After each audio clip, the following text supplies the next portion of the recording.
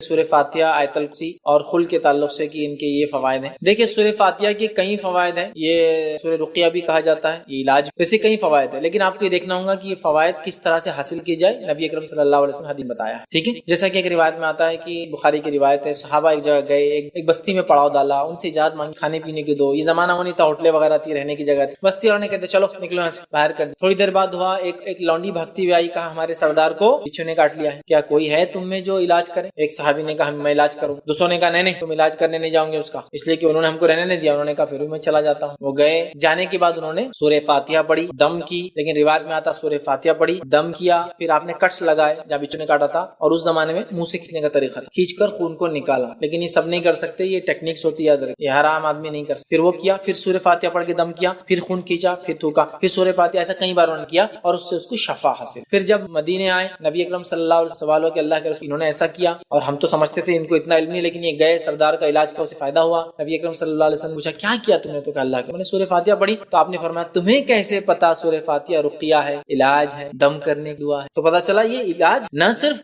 جس کو ہم کہیں گے نفسیاتی بلکہ فزیکلی بہرحال، ٹھیک ہے. تو لہٰذا اس کا یہ عمل ثابت، تو جو ثابت ہے بالکل جن کسی پر حاوی ہے پڑھ کے دم، ٹھیک ہے. اسی طرح جو ہے جیسا بیماری کے اندر پڑا یہ بھی آپ کر سکتے ہیں، ایسا انہوں نے دم کیا اور پھر سک کر کے بلڈ. اسی طرح سورہ فلق سورہ ناس تو بالکل ثابت ہے، میں نے درس میں بھی کئی باتیں رکھی. نبی اکرم صلی اللہ علیہ وسلم بیمار ہوئے آپ پڑھتے تھے، نظر بد سے بچانے کے لیے آپ ہی پڑھتے، آندھی طوفان مصیبت آتی تب آپ ہی پڑھتے تھے. سورہ فلق سورہ ناس تو بہرحال ثابت ہے. اس میں سورہ کافرون داخل نہیں ہے، بہت سے لوگ چاروں خل پڑھ دیتے، چار نہیں ہے، تین ہے، سورہ اخلاص، سورہ فلق، سورہ ناس. اچھا ایک عجیب بات ہے، یہ چاروں خل لوگ چونکہ اس کے بڑے فوائد ہیں تین کے، چار کو ایڈ کر دیتے اور چاروں کو ہر جگہ پڑھتے، یہاں تک کہ خبروں پر بھی پڑھتے جا کے. یہ اپنی حفاظت کے لیے، زندوں کے لیے. مرنے کے بعد سورہ اخلاص، سورہ فلق، سورہ ناس اور سورہ الکافرون پڑھنا درست. ایک مرتبہ ایک صاحب ضد کرنے لگے، نہیں بولے ہم جا کر بولے خبر میں پڑھیں گے. تو دوسرے صاحب نے کہا کہ چلو میرے کو بولو کہ جو تم پہلا سورہ پڑھے قل یا الکافرون، ٹھیک ہے، لا اعبد ما تعبدون. تو خبر والے کیا بول رہے ہیں؟ اے کافرو قل یا الکافرون لا اعبد ما تعبدون، میں بات نہیں کروں، تم عبادت کرتے تھے.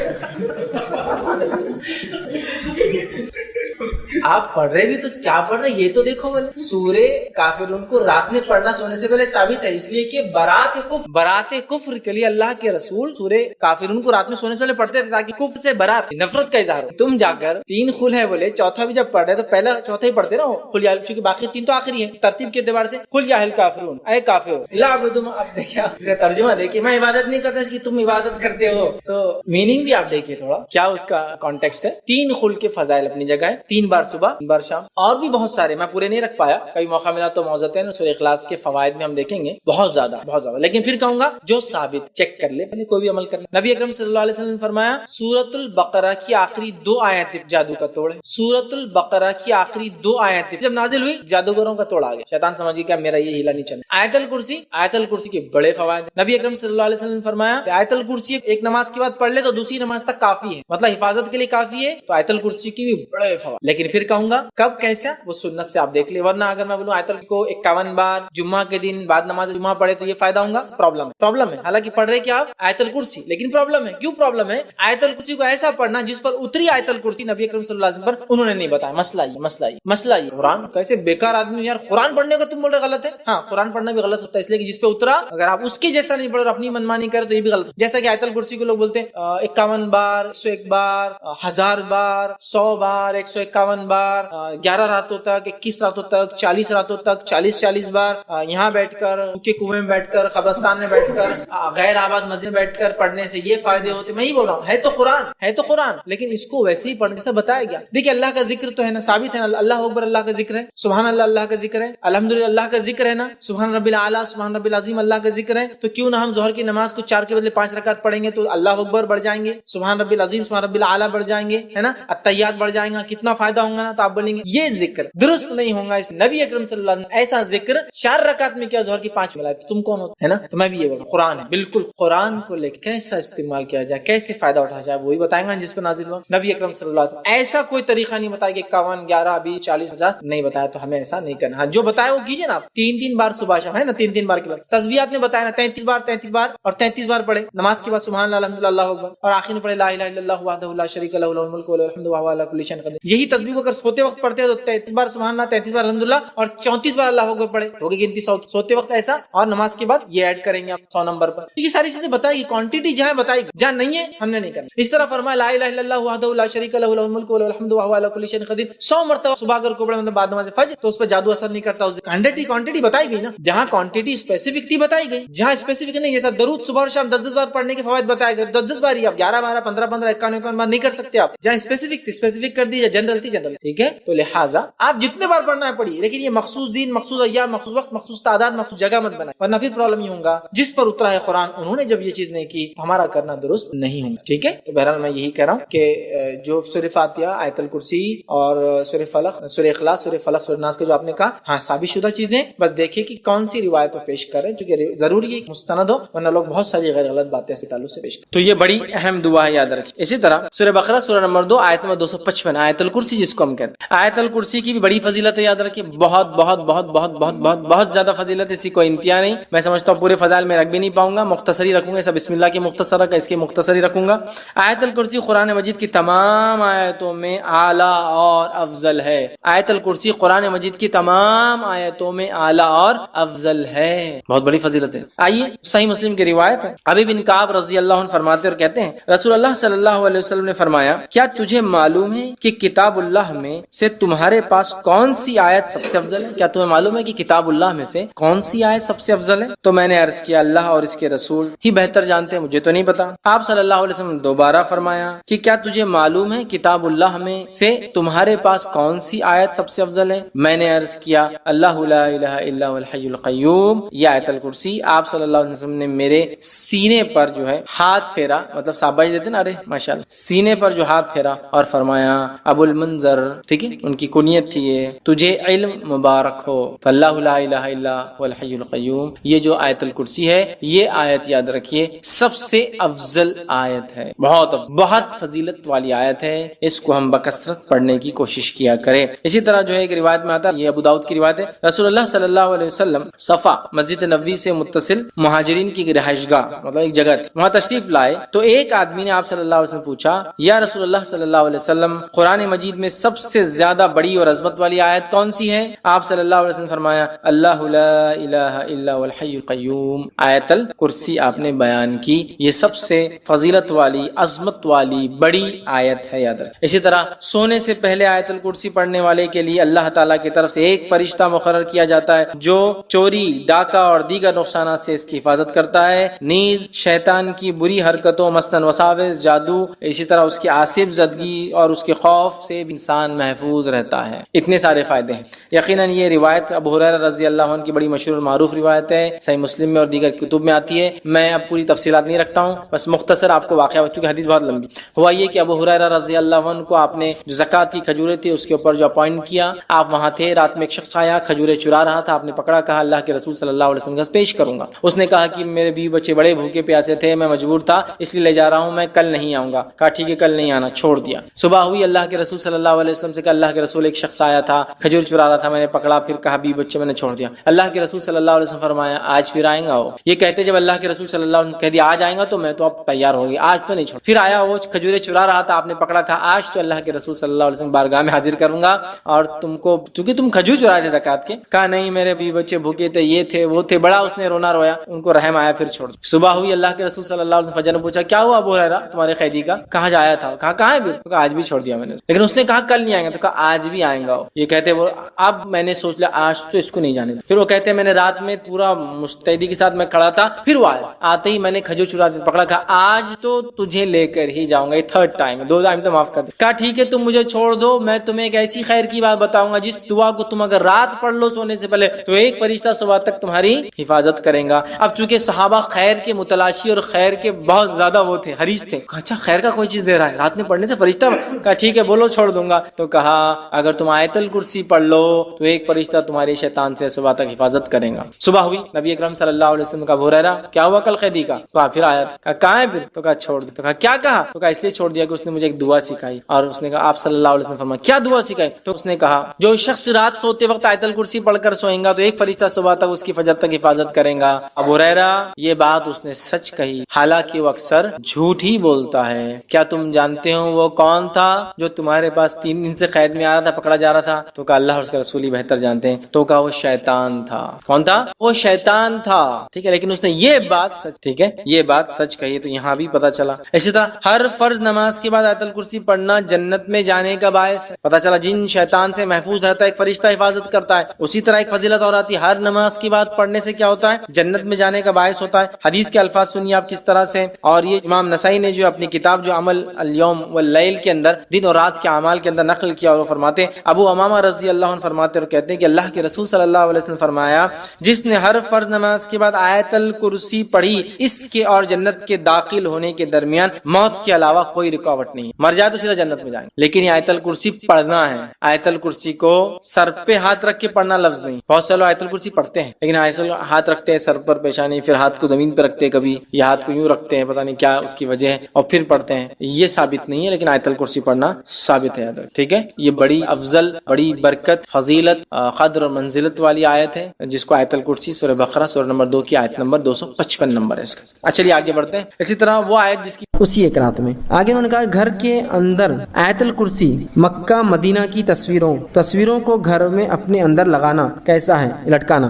تو دیکھیے قرآن کی آیتیں, اس کے تعلق سے یاد رکھیے, اس کی حرمت اپنی جگہ ہے, پڑھنا ہے, سمجھنا ہے, ٹھیک ہے, لیکن اس کی حرمت ہے. لوگ ڈائلر ٹونز کے طور پہ لگاتے ہیں, جب تک کوئی انتظار کرتا ہے آپ کا وہ بجتے رہتا ہے قرآن آیت. یہ جائز نہیں ہے. قرآن کسی کے ٹائم پاس کے لیے نہیں آیا کہ آپ خالی وقت میں اس کو سناتے رہے, اور جب کچھ آیت کا پتہ نہیں کون سا ٹکڑا اور حصہ چل رہا اور وہ اس کو ریسیو کر لیتے ہیں, اب وہ آیت کٹ ہو جاتی ہے. یہ درست نہیں, اس لیے کہ اس کا معنی پورا نہیں ہوتا ہے. دوسرا, قرآن اس لیے بھی نہیں آیا کہ آپ جو اس گھروں کو سجائیں, سنوارے. کیلیگرافی ہوتی نا, عجیب ٹیڑے میڑے اندازوں میں عربی لکھی ہوئی ہوتی ہے, نہ کس کو سمجھتی نہ کس کے پلے پڑتی کیا لکھا ہوا ہے, اور لگا دیتے ہیں گھروں میں. آدمی دیکھ کر بھی سوچتا الف الف الف الف اور الف دکھتے ہیں پورے اس میں, اور لام لام لام, باقی کچھ سمجھ میں نہیں آتا کیا ہے, اور کہیں بھی نقطے دیے ہوئے. ایسا کیلیگرافک طریقے سے قرآن لکھنا درست نہیں, سوائے اس کے کہ اس کے پڑھنے والے موجود ہوں جو جانتے ویسے پڑھنا قرآن کو, ویسا اتنے اس میں ہم لوگ نہیں پڑھ پاتے ہیں اس کو, درست نہیں ہے. تیسرا, قرآن سجانے کے لیے نہیں آیا, توغرے وغیرہ لگا کے آپ برکت کے لیے بس چٹکا دو, اس کو بہت فائدہ ہوگا اس سے سجانے. یہ پڑھنے کے, عمل کرنے کے لیے اور پہنچانے کے لیے آئے. تو لہٰذا اس کے توغرے لگانا, اس کی چارٹس لگانا, آیت الکرسی, چاروں خل اور پتہ نہیں کیا کیا, اور اس میں بھی ریفائن آج کل تو لوہے قرآنی, الف لام میم ہا میم یاسین تاسین تاہا عین نون اور قاف, پتہ نہیں پورے حروف مقطع جمع کرتے لوہے قرآنی اور لگائے تھے دکان و مکان کی خیر و برکت کے لیے. اسی طرح کعبے کا دروازہ ہے نا, ہمارے مسلمان ایکٹر آ کے بولتے کعبے کا دروازہ گھومتے ہوئے چل رہا, کیمرہ چلتے رہتا ہے, اتنی فضیلتیں بتاتے, لائٹا وائٹا اس میں گھومتے رہتے. مسلمان فٹافٹ آرڈر کر کے منگا رہے, گھر میں قبلے رخ لگاتے اور اس کے سامنے کھڑے کے نمازیں پڑھتے ہیں. یہ شرک ہے, یہ شرک ہے. اللہ رب العزت کے لیے مومن نماز پڑھتا ہے نا کعبے کی طرف, کعبہ تو قبلہ ہے, اس کی طرف دیکھتا ہے, اس کی تھوڑی عبادت کرتا ہے مومن, تو اس کے دروازے کو لگائے تقدس سے بیٹھتے ہیں, اس سے دعائیں مانگتے ہیں. یہ شرک ہے, یہ بت پرستی قسم کی آ رہی ہے مسلمانوں میں, اور اس میں لائٹیں بھی ہوتی ہے آج کل, تو گھومتے رہتی لائٹیں, پورا کا پورا معبود بنا دیا آپ نے اس کو ایک قسم کا. ٹھیک ہے, تو یہ توغرے لگانا درست نہیں ہے, سوائے اس کی کہ آیتیں آپ اسے لگا کے کوئی پڑھ لے چلتے پھرتے, بچوں کو یاد ہو جائے. میں نے ایک بار کہا کہ قرآن آیتوں کو لگانا نہیں چاہیے, اور اس پہ یہ عقیدہ بھی رکھنا کہ حفاظت کریں گے, درست نہیں. قرآن پڑھنے سے اللہ حفاظت کرتا, قرآن خود حفاظت نہیں کرتا ہماری, اس کی حفاظت اللہ کرتا, اور اس کے پڑھنے سے اللہ کی خوشنودی آتی, پھر اللہ ہماری حفاظت کرتا. ٹھیک ہے, ہمارے گھر میں بھی لگی ہوئی تھی, لوگوں نے کہا دیکھو خود تو کہتے ہیں کہ میں قرآن یہ چٹکانا لگانے کے لیے نہیں, آپ کے گھر میں لگی. میں نے کہا بچے یاد کرتے ہیں, ہمارے دروازے پہ ایک دعا لکھی آنے جانے کی, فلاں جگہ بیڈ روم میں لکھا, تو یہ یاد کرنے, جب یاد کر لیتے ہم نہیں لگا دیتے لا کر تاکہ بچے. تو یہ ایک الگ چیز ہے کہ آپ لوگوں کو یاد کرانے کے لیے آیتیں لکھے, سمجھانے کے لیے, لیکن یہ عقیدہ نہ ہو کہ اس سے حفاظت ہوتی, اس سے برکت آتی. کوئی قرآن لٹکنے سے برکت حفاظت نہیں ہوتی. اگر ایسا ہوتا تو قرآن کے پبلشر سب سے مالدار لوگ ہونا تھا دنیا کے اندر, جو قرآن چھاپتے ہیں. بیچارے کبھی کبھار تو پریشان رہتے, پیپر کے ریٹ میں جو ریٹ بڑھ جاتے ہیں, چھپائی کا مسئلہ, کوالٹی, سمجھ رہے آپ. اگر واقعی میں صرف قرآن کی موجودگی برکت لاتی تو سب سے مالدار لوگ قرآن چھاپنے والے ہونا تھا کمپنیاں. لیکن آپ دیکھیے وہ بھی کمپیٹ کرتے مارکیٹ میں بیچارے. لوہے قرآنی وہ چٹکا دیتے, الف لام میم ہا میم یاسین تاہا نون قاف, اور بولتے اس سے دکان و مکان کی خیر و برکت. ماشاءاللہ واقعی میں اگر آتی, ہاں آئی نا, میں نے جب سے لگا اتنی خیر, اتنی برکت, اتنا فلاں, اچھا ماشاءاللہ. وہ یہ لوہے قرآنی بیچنے والے سے کبھی پوچھیے کہ تیرے گھر میں کتنے رہتے, تو ہم کو ایک بچ کے آتا نا 5 روپے میں, تیرے گھر میں کتنے, وہ بولیں گے 1000 2000 500 لاتا ہوں. کیسا گھر چلتا ہے, بہت مشکل سے چلتا ہے بھائی, کبھی بکتے کبھی نہیں بکتے. جس کے گھر میں 500 1000 ہے اس کا گھر نہیں چلتا برابر. میرے گھر میں خیر برکت پوری آ رہی, لیکن وہ ایک لے کے 5 روپے کا لگانے سے. سوال یہ اس کے گھر میں سب سے زیادہ خیر و برکت ہونا تھا, اس کا تو 1000 کی تھپی رکھی ہوئی, پوری خیر پوری برکت, پورے محلے کی برکت اسی گھر میں ہونا تھا. لیکن وہ بولتا بہت مشکل سے بکتے ہیں, لوگ اتنا جھک جھک کر کے لیتے. قرآن کی بھی چیز ہے تو 10 روپے تو 5 روپے کرتے, وہ بہت مشکل ہوتی, 10 15 روپے 20 روپے 100 روپے کما لیتا دن میں. اگر کوئی یہ عقیدہ قرآن لگائے کہ واقعتاً یہ لگانے سے یہ ہوتا ہے, اس نے بھی شرک کیا. اللہ پر توکل ہونا چاہیے کہ اس کتاب کے پڑھنے سے اللہ ذریعہ دیتا ہے, یہ ذریعہ بن سکتا ہے, لیکن یہ نہیں ہے جس کے ذریعے سے ہم کو آتا ہے. لوہے قرآنی سے دکانوں مکان خیر, بلکہ لوگ سمجھتے ہیں لگ گیا تو چور نہیں آتا, شیطان نہیں آتے. سبحان اللہ. اگر ایسا ہوتا تو کسی مومن کے پاس شیطان کبھی نہیں آتا تھا کہ تو سب مومنوں کو کچھ نہ کچھ قرآن یاد ہے، ہاں یہ طٰہٰ یاسین حامیم سب کو یاد ہے نا، پھر کیوں شیطان بھگاتا کہ ہم بھگ جانا تھا ہم سے بھی دور؟ یہ سب بری باتیں یاد رکھیے، قرآن ان چیزوں کے لیے نہیں ہے، تو گھروں میں ایسی تصویریں مت لگائیے۔ یہ الگ بات ہے کوئی علم کے لیے کہ کعبہ اس طرح سے ہے، مدینہ اس طرح دکھتا ہے، ٹھیک ہے، لیکن مسلمان بھی مکہ مدینہ کعبے کا دروازہ دادا پردادا سگڑ دادا ابا اور فلاں اور پورے پوسٹرز لگے فوٹوਆਂ لگی، یہ سب بہرحال درست نہیں ہوگا۔ إن الحمد لله نحمده ونستعينه ونستغفره ونعوذ بالله من شرور أنفسنا ومن سيئات أعمالنا من يهدي الله فلا مضل له ومن يضلل فلا هادي له وأشهد أن لا إله إلا الله وحده لا شريك له وأشهد أن محمدا عبده ورسوله وبعد فإن خير الحديث كتاب الله وخير الهدي هدي محمد صلى الله عليه وسلم وشر الأمور محدثاتها وكل محدثة بدعة وكل بدعة ضلالة وكل ضلالة في النار وقال عز وجل في القرآن المجيد أعوذ بالله من الشيطان الرجيم بسم الله الرحمن الرحيم يا أيها الذين آمنوا اتقوا الله حق تقاته ولا تموتن إلا وأنتم مسلمون وقال يا أيها الناس اتقوا ربكم الذي خلقكم من نفس واحدة وخلق منها زوجها بث منهما رجالا كثيرا ونساء واتقوا الله الذي تسألون به والأرحام إن الله كان عليكم رقيبا وقال يا أيها الذين آمنوا اتقوا الله وقولوا قولا سديدا يصلح لكم أعمالكم ويغفر لكم ذنوبكم ومن يطع الله ورسوله فقد فاز فوزا عظيما اللهم صل على محمد وعلى آل محمد كما صليت على إبراهيم وعلى آل إبراهيم إنك حميد مجيد اللهم بارك على محمد وعلى آل محمد كما باركت على إبراهيم وعلى آل إبراهيم إنك حميد مجيد رب اشرح لي صدري ويسر لي امري واحلل عقدة من لساني يفقهوا قولي وقال النبي صلى الله عليه وسلم من كان حالفا فليحلف بالله او ليصمت اما بعد تمام تعریفیں اس اللہ عز و جل کے لیے لائق و زیبا ہے جو تمام جہانوں کا بنانے والا اور اسے پالنے والا ہے، اور درود و سلام اس کے آخری نبی محمد صلی اللہ علیہ وسلم پر۔ الحمدللہ ہم تمام یہاں اس ہفتے واری درس قرآن کے لیے جمع ہوئے ہیں۔ انشاءاللہ عزیز اس مختصر سے وقت میں آپ تمام کے سامنے ایک بہت ہی اہم عنوان پر روشنی ڈالنے کی کوشش کروں گا، جس کے تعلق سے اکثر لوگ شک و شبہات میں ہوتے ہیں اور کبھی کبھار جو ہے لا علمی میں ایسے غلطیاں یا ایسے گناہ کر بیٹھتے ہیں جو کہ شریعت نے بہت سخت جرم ہوتے ہیں یاد رکھی۔ اور انشاءاللہ عزیز میں آج آپ کے سامنے جو باتیں رکھوں گا وہ ہے قسم کا بیان۔ چند باتیں میں آپ کے سامنے جو ہے قسموں کے بارے میں رکھوں گا، اس کے جائز اور ناجائز اقسام کے بارے میں رکھوں گا، اور اگر قسم کو انسان پوری نہ کر سکے تو اس کا انشاءاللہ عزیز کفارہ کیا ہوتا ہے وہ میں آپ کے سامنے بہرحال رکھنے کی کوشش کروں گا، ٹھیک۔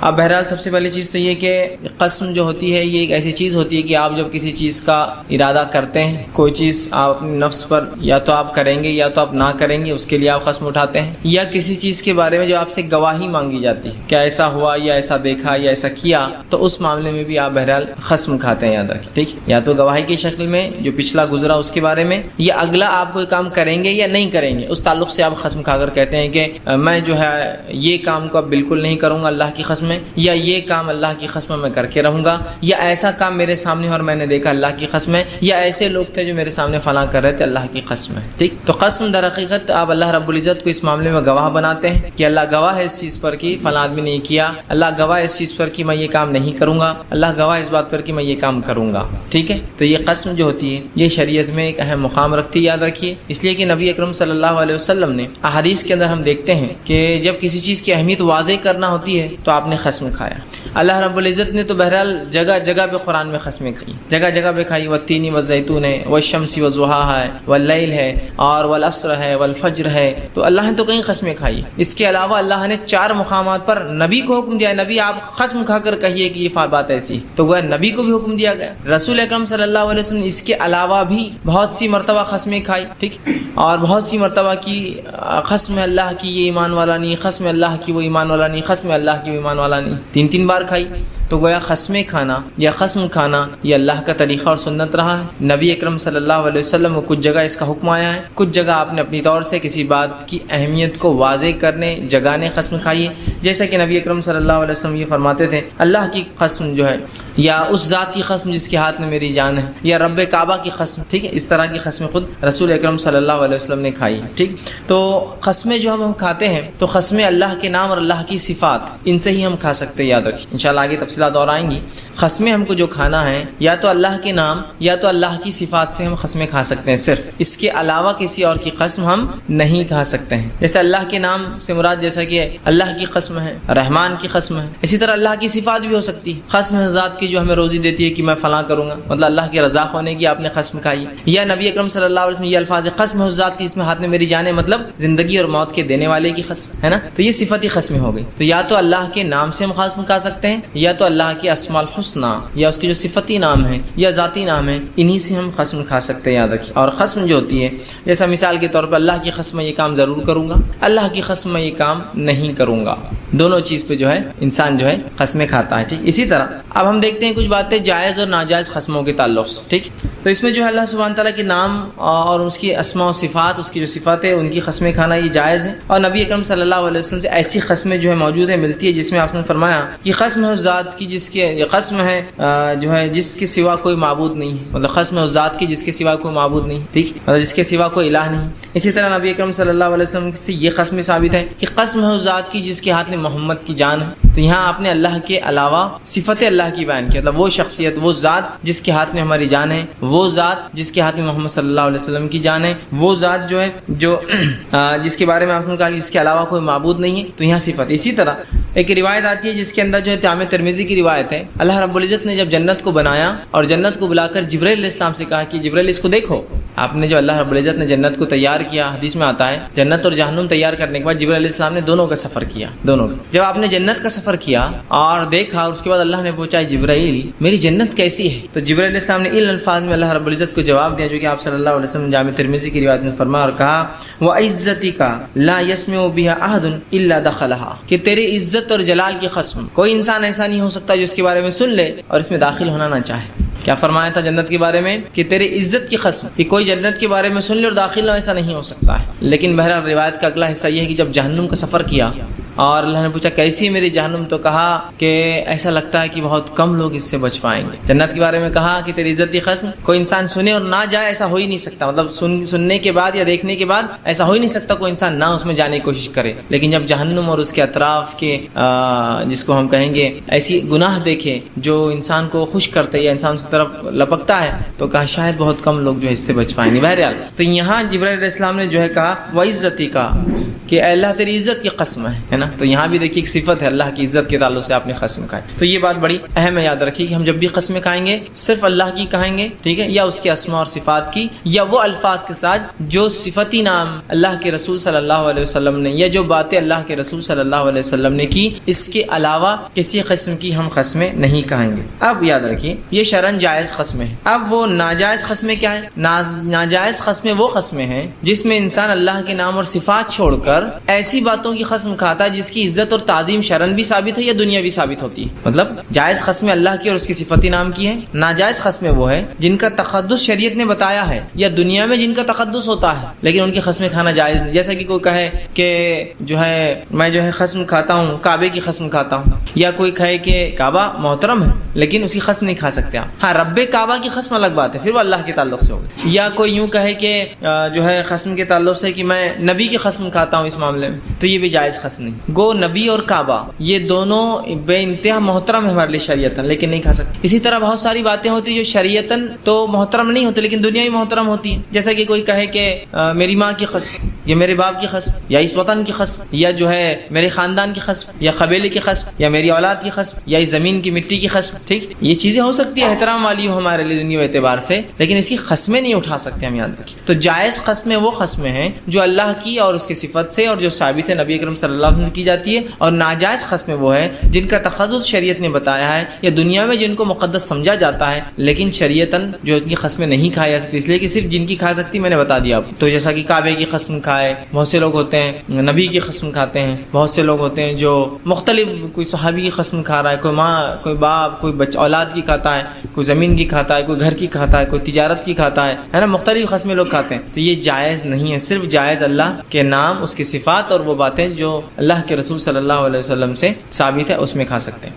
اسی طرح کچھ لوگ یہ کہہ سکتے ہیں, ایک روایت میں آتا ہے کہ نبی اکرم صلی اللہ علیہ وسلم نے کہا جو ہے جس کے اندر الفاظ ایسے ہیں کہ اس شخص کے باپ کی قسم, ٹھیک, اگر اس نے جو بات کہی تو یہ کامیاب ہو جائیں گا. تو یاد رکھیے ایسی روایتوں کے لے کے آپ یہ نہ سمجھیں کہ رسول اکرم صلی اللہ علیہ وسلم نے کہا کہ اس شخص کے والد کی قسم. یہاں علماء لکھتے ہیں کہ یہاں اللہ رب العزت کا نام جو تھا وہ چھپا ہوا ہے. وہ چونکہ عربی ہر زبان کی اپنی نوعیت ہوتی ہے, یاد رکھیے قسم ہوتی ہے, تو یہاں نام چھپا ہوا ہے کہ اس رب کی قسم جو جس نے اس کے والد کو پیدا کیا, یا رب کی قسم جو اس کے والد کا رب ہے, یا اللہ کی قسم جو اس کے والد کا رب ہے, اگر اس نے جو بات کہی وہ کامیاب ہو جائیں گا. تو جہاں بھی آپ کو ایسے الفاظ ملتے ہیں جہاں اللہ کا نام نہیں نظر آتا ہے لیکن وہاں کچھ الفاظ ملتے ہیں صحیح روایتوں میں, تو یاد رکھ لیجئے وہاں اللہ کا نام چھپا ہوا ہے کہ رب کی قسم یا اس کے والد کے رب کی قسم کی اگر یہ وعدہ کر کے جا رہا ہے, کر گزرے تو کامیاب ہو جائیں گا. تو یہ زبان کی نوعیت ہوتی ہے, یہ زبان کی ٹائپ ہوتی ہے. بہت سی بار کچھ زبانوں میں یا کچھ محاوروں میں جب ہم بات کرتے ہیں وہ چیز نہیں بولی جاتی لیکن وہ وہاں اس میں موجود ہوتی ہے. وہ چیز یاد رکھیں, مطلب وہ ڈیفائن ہوتا ہے لیکن اس کو بولا نہیں جاتا ہے, مطلب وہ چیز انڈرسٹوڈ ہوتی ہے لیکن اس کو بولنا نہیں پڑتا ہے. آپ سمجھ رہے ہیں بات کو؟ تو بہرحال ایک یا دو روایت ایسی ملتی ہے جس میں کہا کہ اس کے والد کی قسم کی, اس نے جو قسم کھائی ہے تو وہ کامیاب ہو جائیں گا. تو یہاں علماء لکھتے ہیں کہ یہاں یہ رب جو لفظ چھپا ہے کہ اس رب کی قسم جو اس کے والد, یا اس رب کی قسم جو اس کے والد کا رب ہے, یا اللہ کی قسم جو اس کے والد کا رب ہے, اگر اس نے جو بات کہی اور اس نے اس کو کر گزرا تو وہ کامیاب رہیں گا. تو اس بات کو بہرحال آپ یاد رکھیے. تو جائز قسمیں اور ناجائز, اور اسی بات کو نبی اکرم صلی اللہ علیہ وسلم جو میں نے خطبے کے بعد جو حدیث کا ایک جملہ وہ کیا جو صحیح بخاری اور صحیح مسلم کا متفق علیہ روایت, آپ نے فرمایا من کان حالفا فلیحلف باللہ, جو قسم اٹھا لے تو وہ اللہ کی قسم کھائے. پھر آگے فرمایا او لیصمت, یا پھر خاموش رہے. جو قسم اٹھائے, جو حلف لے, جو یمین کرے یا جو ایمان کرے, یہ بہت سے لفظ جو عربی میں آتا ہے. ایمان بھی قسم کو کہا جاتا ہے, حلف بھی قسم کو کہا جاتا ہے, یمین بھی قسم کو کہا جاتا ہے. ٹھیک, تو بہرحال جو قسم لے حلف اٹھا لے تو اللہ کا اٹھائے, تو صرف اللہ کی قسم کھائے. اور اگر ایسا نہیں کر سکتا ہے تو پھر او لیصمت, تو پھر وہ خاموش رہے, مطلب پھر وہ بات ہی نہ کرے. تو اگر مجھے اور آپ کو قسم کھانی ہے تو اللہ کی کھائیے, اور اللہ کی قسم نہیں کھا سکتے تو کیا کیجئے, منہ کو بند رکھیے. یاد رکھیے, ٹھیک ہے. اب اسی طرح نبی اکرم صلی اللہ علیہ وسلم فرماتے ہیں اور قسم کے تعلق سے ایک تاکید کرتے ہیں جو کہ سنن ابو داؤد اور صحیح جو ہے سنن نسائی کی روایت آپ نے فرمایا, کہا لا تحلفوا الا باللہ, کہ قسم مت کھاؤ سوائے اللہ کے. فرمایا ولا تحلفوا الا وانتم صادقون, اور قسم مت کھاؤ جب تک کہ تم سچے نہ ہو. مطلب جھوٹی قسمیں مت کھایا کرو, اس لیے کہ جھوٹی قسموں کا بڑا وبال ہوتا ہے. جھوٹی قسمیں کھانا گناہ کبیرہ ہے. یاد رکھ. تو کیا فرماتا ہے اس حدیث میں, لا یحلفوا الا باللہ, مت قسم اٹھاؤ مگر اللہ کی. پھر فرماتے ولا تحلفوا الا وانتم صادقون, اور اللہ کی قسم بھی صرف تب اٹھانا جب تم سچے ہو. ٹھیک, آج ہم دیکھتے ہیں قسموں کا ہمارے ماحول میں کیا حال ہے کہ ہر بات کو ثابت کرنے, ہر چیز کو ثابت کرنے ہم قسمیں کھا لیتے ہیں, اور جھوٹی قسمیں بھی کھا لیتے بالکل آسانی سے, اور غیر شرعی قسمیں, حرام قسمیں بھی کھا لیتے بالکل آسانی سے. جیسا کوئی اگر پوچھ لے کہ بھائی یہاں 100 روپے رکھے تھے کہاں گئے, اور کوئی عورت وہاں بیٹھی تو فوراً کہیں گے میرے بیٹے کی قسم میں نے نہیں لی. ایک تو قسم غلط قسم کھاتی ہے, اور ہو سکتا کبھی لے لے اور جو قسم کھا لے جھوٹی قسم, یا آدمی بھی ہو سکتا ہے بہرحال کہ اپنے آپ کو ثابت کرنے فوراً کھا لے. تو دیکھیے قسم تو کھا سکتے ہیں لیکن صرف اللہ کی, اس کے علاوہ کسی اور کی نہیں کھا سکتے ہیں, اور صرف سچی قسمیں. ایسا کتنی مرتبہ ہوتا ہے کہ مرد اور عورتیں ہم میں سے جھوٹی قسمیں کھا لیتے ہیں. جھوٹی قسم مطلب کچھ بھی کام آپ نے کر لیا, صرف چونکہ اب وہ ناراض ہو جائیں گے, ان کو نہیں بتانا ہے کہ ہم نے کیا, آپ فوراً جھوٹی قسم اٹھا لیتے ہیں. ٹھیک, یا پھر بہت سی بار ہمارا مال بک جائے بول کر جو ہے بزنس میں بھی لوگ کرتے ہیں کہ قسم تو جو اللہ کی کھاتے ہیں, مطلب قسم صحیح کھا رہے ہیں لیکن معاملہ جھوٹا ہوتا ہے کہ اللہ کی قسم میں نے یہ 100 روپے میں خریدا, آپ کو تو بس 110 روپے میں دے دے رہا ہوں. یا قسم ہے بولنا بھی کافی یاد رکھیے, اللہ کا لفظ نہ بھی آئے تو قسم صرف اللہ کی ہوتی ہے, یاد رکھیے. ٹھیک, تو آپ کہہ رہے ہیں کہ میں فلاں, تو پھر جو قسمیں تو کھاتے ہیں مطلب اللہ کی, لیکن وہ قسمیں ہوتی ہے جھوٹی, تھوڑا سا مال بکانے کے لیے, تھوڑی سی بات منوانے کے لیے, تھوڑا سا کام جھوٹ بول کر, مطلب ایسی جگہ. اور ظاہر سی بات ہے قسم ایک قسم کی گواہی, یاد رکھیے کہ میں اللہ گواہ بناتا ہوں اس مسئلے پر کہ میں نے نہیں چرایا, اللہ گواہ اس مسئلے فلاں ہے. تو انسان کبھی قسم کھاتا ہے تو حرام قسم کھاتا ہے غلط صحیح چیزوں پر, اور کبھی یہ ہوتا ہے کہ صحیح قسم کھاتا ہے جھوٹی باتوں پر, اور کبھی غلط قسم جھوٹی باتوں پر کھاتا ہے. قسم بھی غلط اور بات بھی غلط جھوٹی ہوتی ہے. ٹھیک ہے, تو رسول اکرم صلی اللہ علیہ وسلم یہ تاکید کر رہے ہیں. بالخصوص ہمارے معاشرے میں ہم دیکھتے ہیں عورتیں بہت دھکے پر قسمیں کھاتی ہیں, مطلب کچھ ہوا کی قسمیں کھاتی ہے, اور بہت سی مرتبہ صرف اپنے آپ کو سچ ثابت کرنے کے لیے, سچا ثابت کرنے کے لیے جھوٹی قسمیں کھا لیتی. جھوٹی قسم کہ بھائی یہ کام ایسا تھا, یہ کس نے کرا, تو فوراً چونکہ اب لگتا ہے کہ اس سے معاملہ بہت بگڑ سکتا ہے، جھوٹی قسم کھا لیتے ہیں، ان کو لگتا ہے معمولی بات ہے، کچھ نہیں ہوگا. اور اکثر دیکھا جاتا ہے کہ اس معاملات کو عورتیں سمجھنے کو بھی تیار نہیں کہ ان کی شدتیں کیا ہوتی ہیں. آخرت میں اس کا مرد حضرات کچھ حد تک اس بات کو سمجھ اس لیے پاتے ہیں کہ اجتماعات میں چلے جاتے ہیں، کبھی جمعے کے خطبے میں کچھ نہ کچھ تو ایک وعید، تاکید، نصیحتیں ان کو ملتی رہتی ہے. لیکن عورتوں کا تو معاملہ یہ ہے، نہ اجتماعات میں ان کو کوئی داخلہ ہے، نہ یہ خود بھی پسند کرتی ہے، اب حالات تو یہ ہو گئے، اور نہ ہی کسی جمعے کے خطبے یا مسجدوں میں جاتے ہیں، نہ عیدین کے خطبے میں موجود ہوتی ہے. تو کوئی طرز تدریس سیکھنے سکھانے کا تو کوئی مزاج ہے ہی نہیں. تو لہٰذا بہت حد تک جو ہے اس باتوں کو معمولی سمجھ کے ہم قسموں کو جھوٹی یا حرام قسمیں، بچوں کی قسم، بیوی کی قسم، بھائی کی قسم، شوہر کی قسم، نبی کی قسم، جو ہے اس کی قسم، کعبے کی قسم، مدینے کی قسم، ہے نا، مختلف قسمیں، گنبد خضرا کی قسم، ٹھیک، قسمیں کھا لیتے ہیں. تو ایک تو یا تو قسم غلط کھاتے ہیں، یا پھر قسم تو صحیح کھاتے اللہ کی، اور تھوڑے سے مفاد اور فائدے کے لیے بات جھوٹی ہوتی. تو آپ نے فرمایا الا وانتم صادقون، کہ پھر قسم مت لو جب تک کہ تم سچے نہ رہو. مطلب جھوٹی قسمیں کھانا بہت سنگین جرم، اور یاد رکھیے گناہ کبیرہ ہے. ٹھیک، اسی طرح جو ہے آپ صلی اللہ علیہ وسلم فرماتے ہیں اور کہتے ہیں ان قسموں کے تعلق سے جو اللہ کی نہیں ہوتی. آپ نے فرمایا اور کہا، یہ مسند احمد کی روایت ہے، فرماتے ہیں من حلف بغیر اللہ فقد اشرک، جس نے اللہ کے علاوہ کسی قسم کھائی اس نے شرک کیا. اللہ کے ساتھ چونکہ وہ شریک ٹھہرا رہا ہے نا، اس کو گواہ بنا رہا ہے، اپنے بیٹے کو، کعبے کو، رسول کو، جو کہ موجود نہیں ہیں، جو گواہی نہیں دے سکتے، جو ہر جگہ ہوتے بھی نہیں. ماں کی قسم کھا لی، ماں کیا دیکھ رہی تھی آپ کو اس معاملے میں؟ تو اللہ کے علاوہ قسم کھانا کیا ہے معلوم آپ کو؟ یہ شرک ہے. تو اس لیے میں نے کہا کہ بہت سنگین جرم ہے، لیکن اس کو معمولی سمجھتے ہیں. تو آپ نے فرمایا من حلف بغیر اللہ فقد اشرک، جس نے اللہ کے علاوہ کسی کی قسم اٹھا لی اس نے شرک کیا. اور ایک دوسری روایت میں جو مستدرک حاکم کی اور ابو داؤد کی روایت ہے، آپ نے فرمایا من حلف بغیر اللہ فقد کفر، جس نے اللہ کے علاوہ کسی قسم کا اس نے کفر کیا. دونوں الفاظ. تو اللہ کے علاوہ کسی اور کی قسم کھانا شرک اور کفر ہے، یاد رکھیں. اور میں سمجھتا ہوں آپ سمجھتے ہیں شرک کس کو کہتے ہیں اور کفر کس کو کہتے ہیں. سب سے سنگین جرم، جس جرم کے اوپر اللہ رب العزت کبھی جنت نہیں دے گا، اس میں اول درجے پہ شرک، اور دوسرا درجہ جس جرم پہ اللہ جنت نہیں دے گا وہ ہے کفر.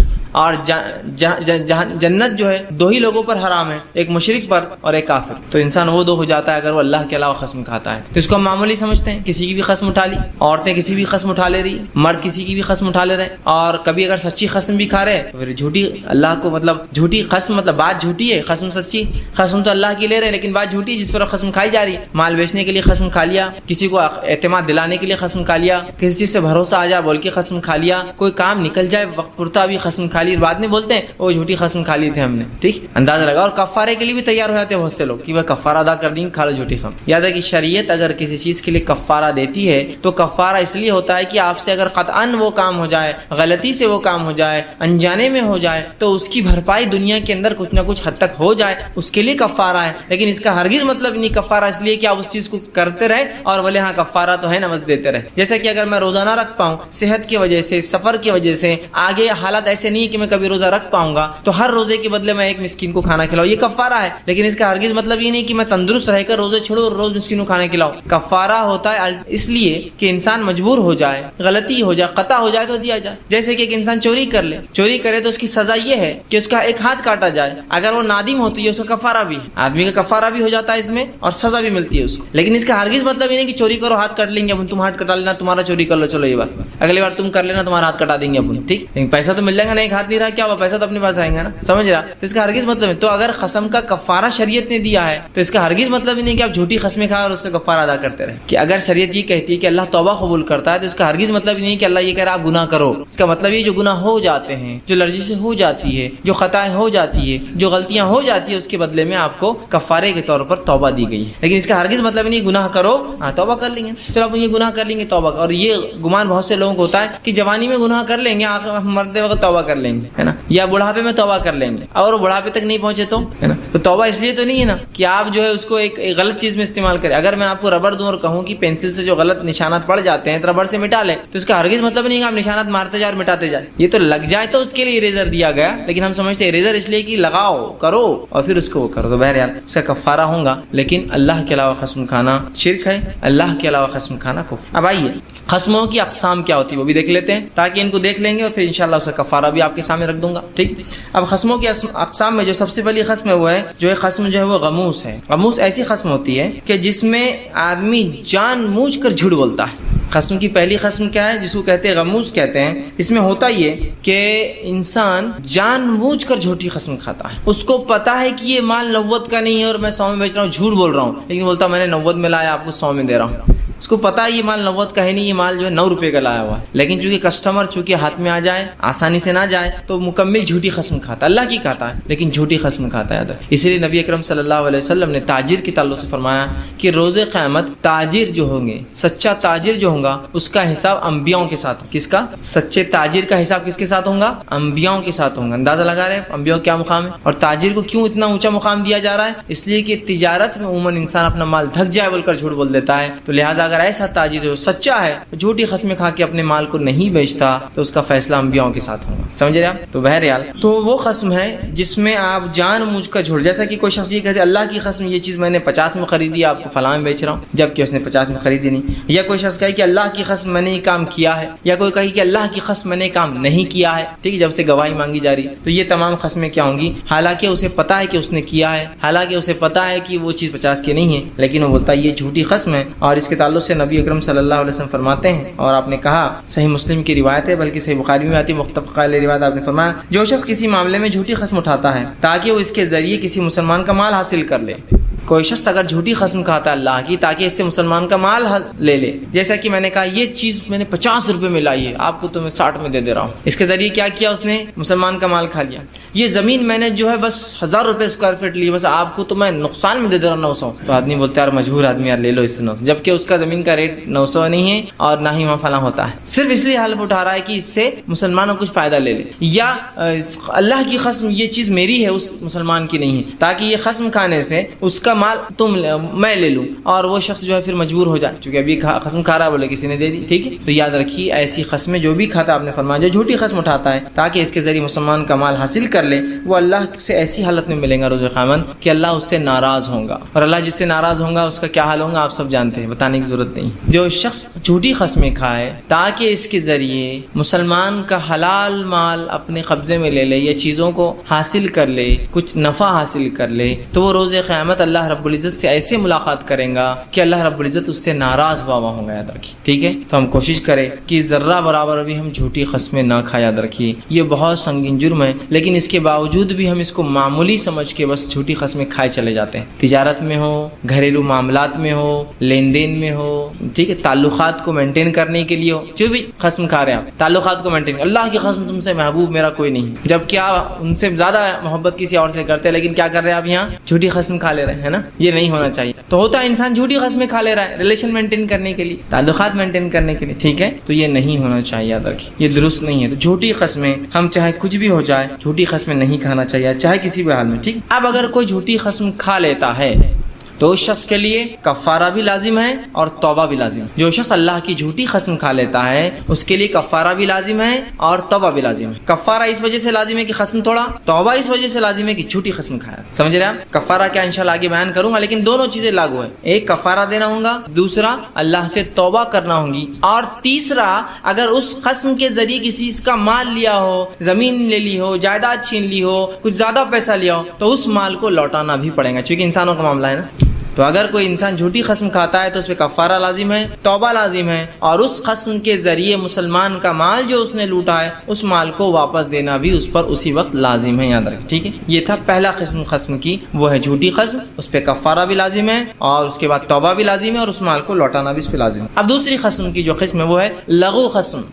لغو قسم کیا ہوتی ہے؟ یہ وہ قسم ہوتی ہے جس کے اندر انسان واللہ بلا واللہ, مطلب عام اعتبار سے بول دیتا ہے اللہ سے یار یہ کام میں نہیں کرتا, واللہ میں نے یہ کام نہیں کیا, واللہ فلاں. یہ لغو قسم ہے. لغو قسمیں وہ قسمیں ہوتی ہے جو انسان اپنی بات چیت کے اندر عام طور سے بس بک دیتا ہے, بول دیتا ہے بنا سوچے سمجھے, وداؤٹ اینی انٹینٹ, کوئی نیت نہیں بس, لیکن وہ اس کے بات کرنے کا, اس کی زندگی کے اندر الفاظ ادا کرنے کا طریقہ ہوتا ہے. جیسا کوئی کرتے واللہ میں نے یہ کام نہیں کیا, بلا واللہ اللہ اس چیز پر گواہ میں نے نہیں کیا ہے. ٹھیک, تو یہ لغو قسمیں ہوتی ہے, یاد رکھیے لغو قسم. تو لغو قسمیں جو زبان کی نوعیت ہوتی ہے اللہ اس پر بھی گرفت نہیں کرتا انسان کی, یاد رکھیے. لیکن مکروہ ہے ایسا کرنا, اور کوشش کرے کہ ایسی باتیں آپ منہ سے نہ نکالیں. ہمارے پاس ہندوستان کے ماحول میں اور ہماری زبان میں لغو قسموں کی بہرحال بہت کم گنجائش, ہم لوگ ویسے قسمیں نہیں کھاتے ہیں. لیکن عربی زبان میں اور ہندوستان سے ہٹ کر دیگر ممالک میں جیسا کہ بالخصوص پاکستان میں, یہاں جو ہے یہ قسمیں بہت رائج ہیں. جیسا کسی بھی عرب سے بات کرتے واللہ شروع ایسا کریں گا, شروعات ہی کریں گا اللہ سے, واللہ میں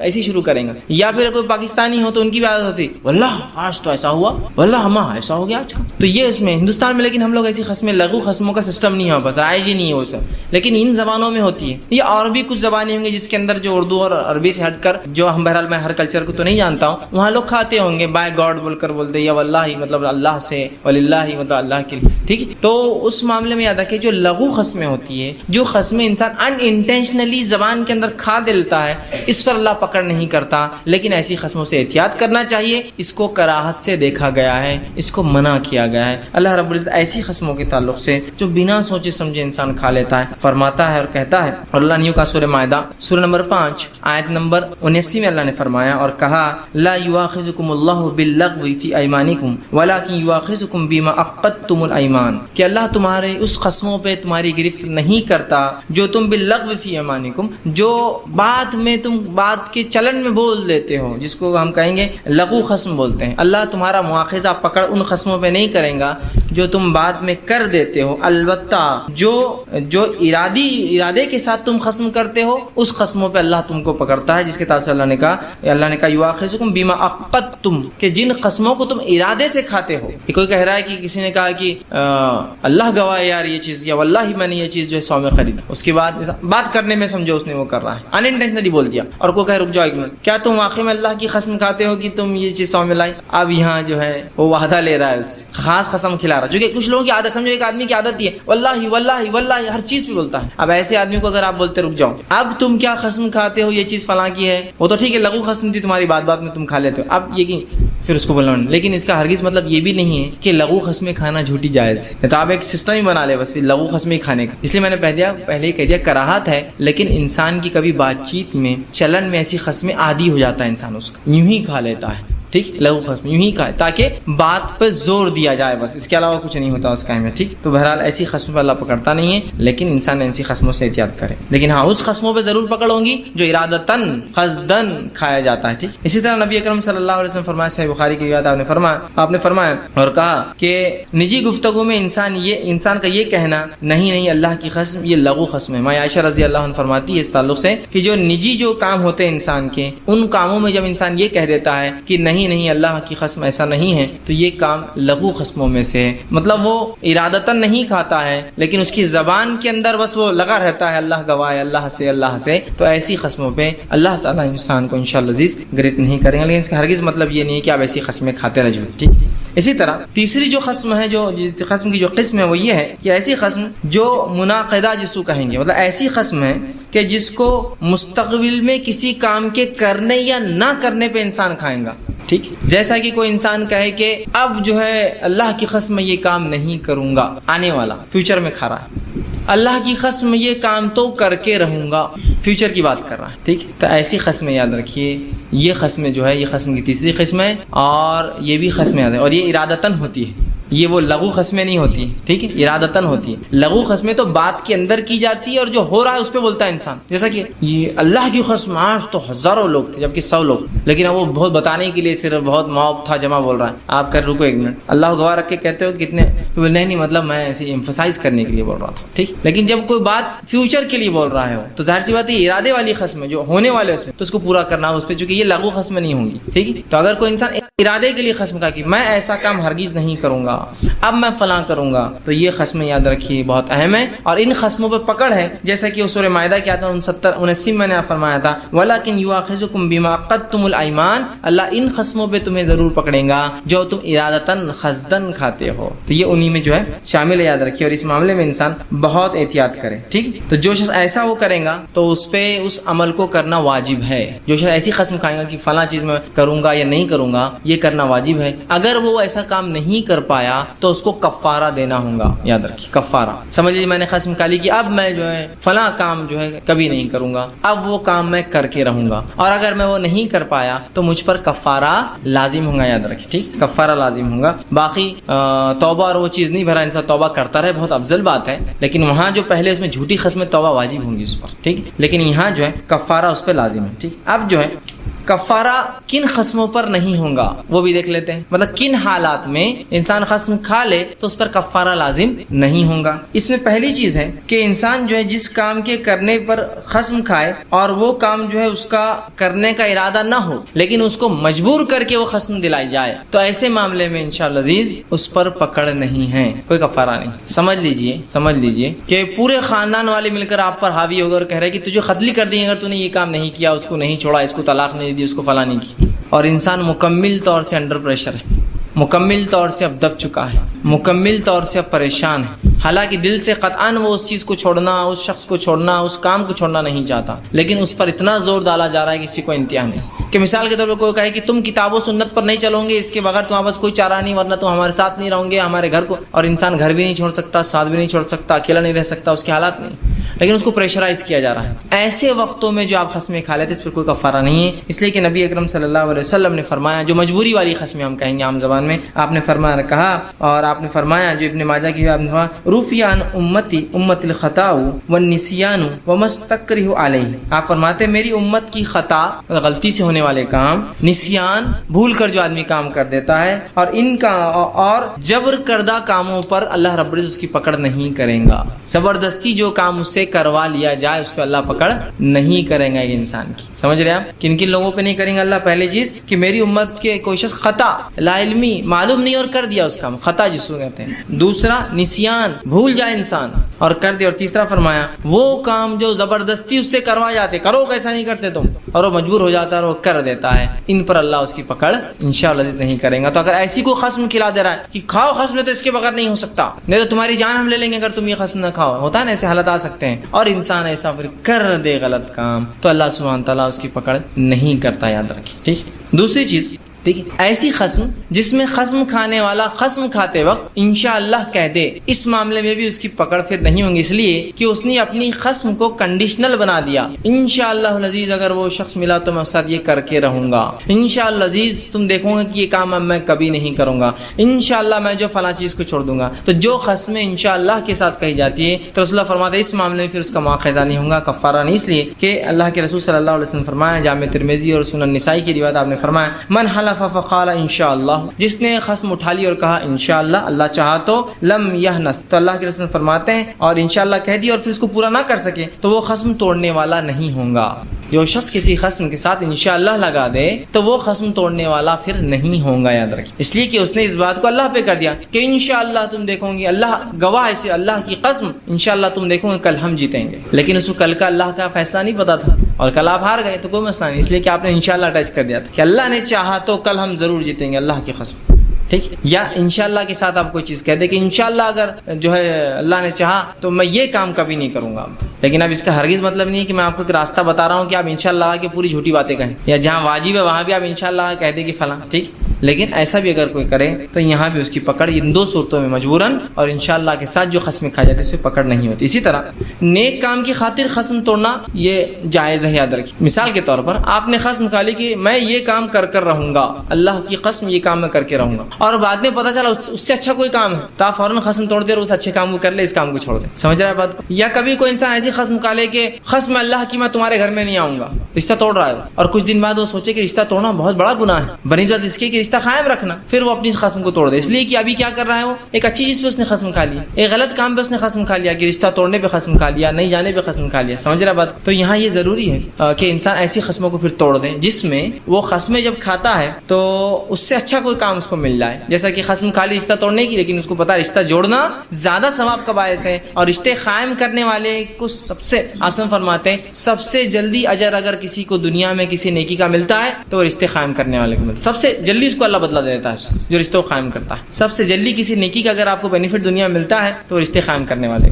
تو آپ نے رشتہ توڑ دیا, یہاں تو استحقام کے تو آپ کہتے چلو اس ختم کو توڑتا ہوں، اس کا کفارہ ادا کر دیجیے اور وہ نیک کام کر لیجیے۔ نبی اکرم صلی اللہ علیہ وسلم ایسی چیز کے تعلق سے فرماتے ہیں اور کہتے ہیں، بلکہ قرآن آیت اللہ فرماتا ہے سورہ بقرہ سورہ نمبر 2 آیت نمبر 224 میں اللہ نے فرمایا کہا وَلَا تَجْعَلُوا اللَّهِ عُرْضَةً إِلَّا أَيْمَانِكُمْ أَن تَبَرُّوا وَتَتَّقُوا وَتُصْلِحُوا بَيْنَ النَّاسِ، اور اللہ کو اپنی خصموں کا ہدف نہ دو، مطلب اپنی خصموں کو آڑ نہ بناؤ، کس معاملے میں کہ نیکی اور پرہیزگاری نہ کرو اور لوگوں میں صلح صفائی نہ کرو، مطلب ایسی قسم مت کھا دو کہ میں کوئی نیکی صلح صفائی اچھا کام نہیں کروں گا، ٹھیک، بلکہ ایسی قسموں کو توڑ دینا چاہیے۔ رسول اکرم صلی اللہ علیہ وسلم فرماتے اور کہتے ہیں اور فرمایا اور کہا جب تو کسی، یہ صحیح مسلم کی روایت ہے، جب تو کسی بات پر خصم اٹھا لے اور پھر اس کا غیر اس سے بہتر جانے تو بہتر ہے کہ اپنی خصم کا کفارہ ادا کر دے۔ تو نے ایک خصم کھا لی اور اس سے بہتر اس کا مخالف ہے تو فوراً اپنی خصم کو توڑ دے اور اس کا کفارہ ادا کر دے۔ مطلب اچھائی کے معاملے میں ہم نے خصم کھا کے اپنے آپ کو لمٹ نہیں کرنا چاہیے، بلکہ اگر اس سے اچھا کچھ ملے خصم کا کفارہ ادا کیجیے اور آگے بڑھ جائیے، ٹھیک ہے۔ تو یہی بات یہاں ہے کہ جب کوئی کام آپ کو اچھا ملے، آپ فرما رہے ہیں کہ جب تو کسی پر خصم اٹھائے پھر اس کا غیر مطلب اس کا اپوزٹ جو ہے اس سے بہتر جانے تو بہتر ہے کہ تو اپنی خصم کو توڑ کے کفارہ ادا کر دے۔ تو ایسے معاملے میں جب آپ نے کسی نیکی پہ خصم کھا لی یا غلط چیز پہ کھا لی، آپ اس کو توڑ دیں اور خیر چیز کو، اچھی چیز کو پھر فوراً لے لیں، اس کا آپ کو کفارہ ادا کرنا پڑے گا، لیکن ٹھیک ہے۔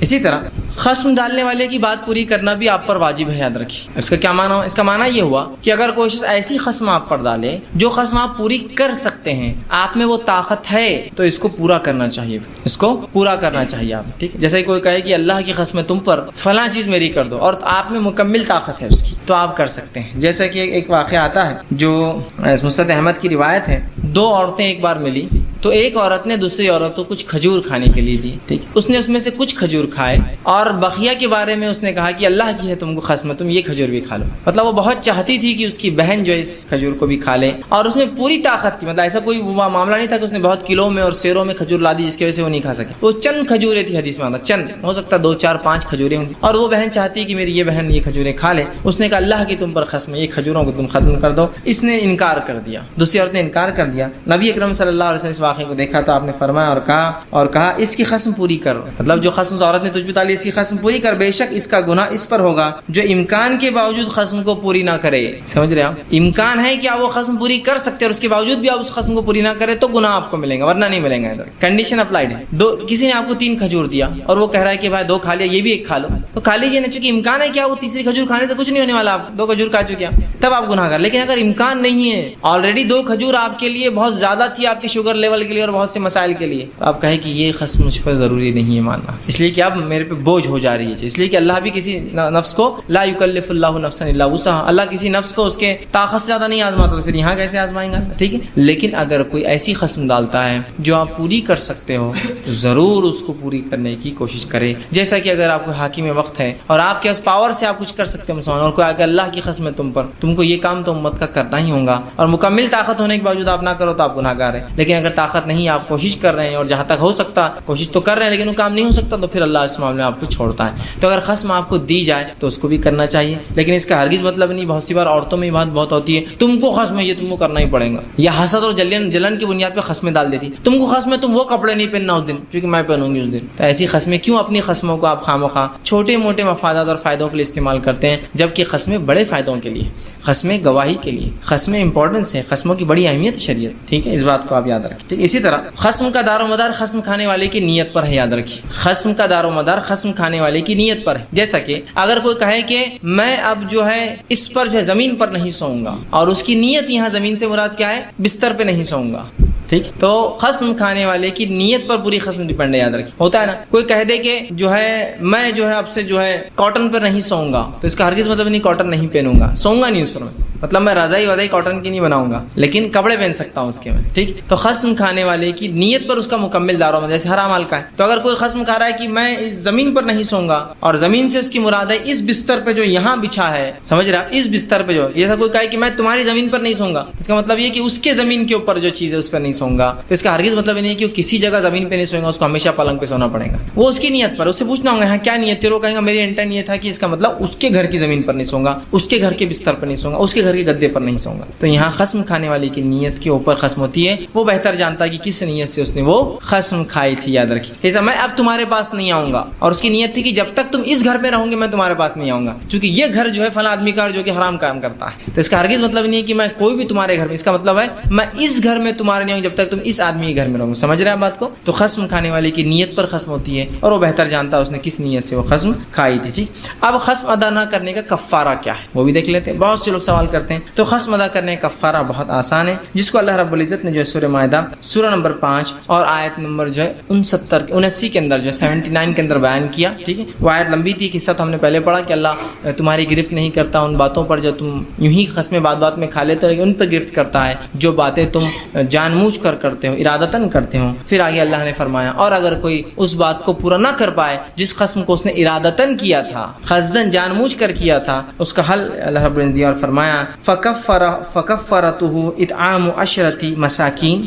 اب اگر تم میں سے کوئی شخص اس قسم کو پوری نہ کر سکے تو وہ کھانا کھلائے 10 مسکینوں کو. پہلی چیز غریبوں کو. آگے فرمایا من اوسط ما تطعمون اہلیکم, وہ کھانا جو اوسط ایوریج لیول کا ہو جو تم اپنے گھر والوں کو کھلاتے ہو. کبھی ہوتا نا آدمی بہت اچھا کھانا کھاتا دعوتوں میں, کوئی بہت ہی کم کھانا, لیکن اوسط ایوریجلی آپ دن بھر میں کیا کھاتے ہیں یا مہینے بھر میں کیا کھاتے ہیں, وہ کھانا آپ کو 10 مسکین کو کھلانا پڑے گا. تو کہا اوسط ما تطعمون اہلیکم, وہ اوسط کھانا ایوریج فوڈ جو آپ اپنے گھر والوں کو کھلاتے ہو. پہلا کفارے کا پہلا ہو. پہلے کیا کرنا ہے, اگر آپ نے قسم کو توڑنا ہے, کفارہ ادا کرنا ہے, تو پہلا چاہے قسم جھوٹی تھی, چاہے قسم جو ہے قصدن تھی لیکن مجبوراً توڑنا پڑا, یا قسم ایسی تھی کہ اچھا کام مل جائے اسے تو آپ توڑ رہے ہیں, تو کسی بھی صورت میں آپ کو جو دینا کفارہ پہلا 10 مسکینوں کو کھانا کھلانا, وہ کھانا جو ایوریج فوڈ آپ کھاتے ہیں ایک وقت کا. اب الگ الگ 10 کھلا دیجئے یا ایک ساتھ بلا کے 10 کو کھلا دیجئے, یہ ڈیپینڈ ہے, لیکن 10 مسکینوں. آگے اللہ نے فرمایا اور فرمایا او کسوتہم, یا پھر ان کو کپڑے پہنا دے. 10 لوگوں کو 10 کو کھانا کھلائے, پہلی شرط کنڈیشن کفارے کی. 10 کو نہیں کھلانا ہے کھانا تو پھر 10 کو کپڑے پہنائے, ایسی بھی کنڈیشن ہو سکتی ہے. ٹھیک ہے, دوسری چیز مطلب, لیکن قرآن کی ترتیب کو فالو کرنا ضروری ہے, یاد رکھیے سیکوینسنگ فالو کرنا ضروری ہے. تو پہلا 10 مسکینوں کو کھانا, دوسرا 10 مسکینوں کو کپڑا, پھر فرمایا او تحریر رقبہ, یا پھر کسی غلام مسلم مومن غلام کو آزاد کر دے, تحریر کر کے دے دے کہ بھائی اتنا کام کرے بعد تو آزاد ہو جائے گا, یا تجھے میں نے آزاد کر دیا قسم کے کفارے کے بدلے. ٹھیک ہے, یا تو پھر مسلم لونڈی یا مسلم غلام کو آزاد کر دے. تیسری چیز آگے اللہ نے فرمایا لم یجد فصیام 3 ایام, اور اگر کوئی یہ سب بھی نہ کر پائے, مطلب 10 مسکینوں کھانا نہیں کھلا سکتا, 10 مسکینوں کپڑے نہیں پہنا سکتا, ایک غلام آزاد نہیں کر سکتا, تو کیا کرے؟ پھر فرمایا 3 دن کے وہ روزے رکھے. آخری ہے یہ آخری ہے, ہمارے پاس ہوتا کیا, قسم توڑ دیتے اور سب سے آخری اسٹیپ میں چل جاتے, کیونکہ 3 دن کے روزے میں کچھ نہیں جاتا اپنا. 10 مسکینوں کھانا کھلاؤ, 10 مسکینوں کپڑا پہناؤ, غلام آزاد کرو, کاسٹلی ہے. نہیں, ترتیب قرآن کی فالو کرنا ہوگا. پہلے 10 مسکینوں کھانا, مسکین کی غیر موجودگی میں 10 مسکینوں کپڑا,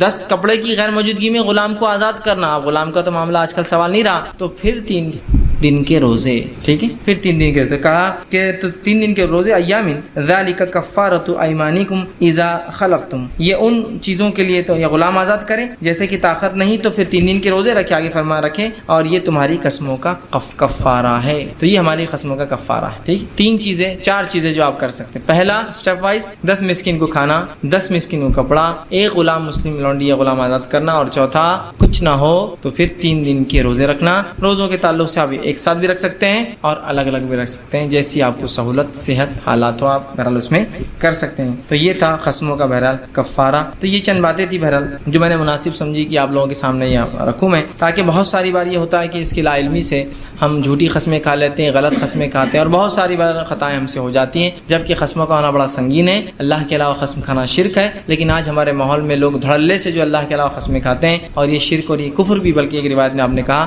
یہ شرک اور کفر عام ہو چکا ہے. تو ہمارے لیے ضرورت ہے, انتہائی ضروری ہے کہ ایسے مسائل کو تو ہم ضرور جانیں اور سیکھیں جو معاملے شرک اور کفر تک جاتے ہیں. یاد رکھیے کہ تو بہت ڈینجرس چیز ہے شرک اور کفر. ٹھیک ہے, تو بہرحال اگر ہم نے ایسی قسمیں کھائی تو اللہ سے توبہ کرے ایسی قسموں پر, اور ان قسموں کو آپ نبھا نہیں سکتے, یاد رکھیے. لیکن وہ وعدے باقی ہے.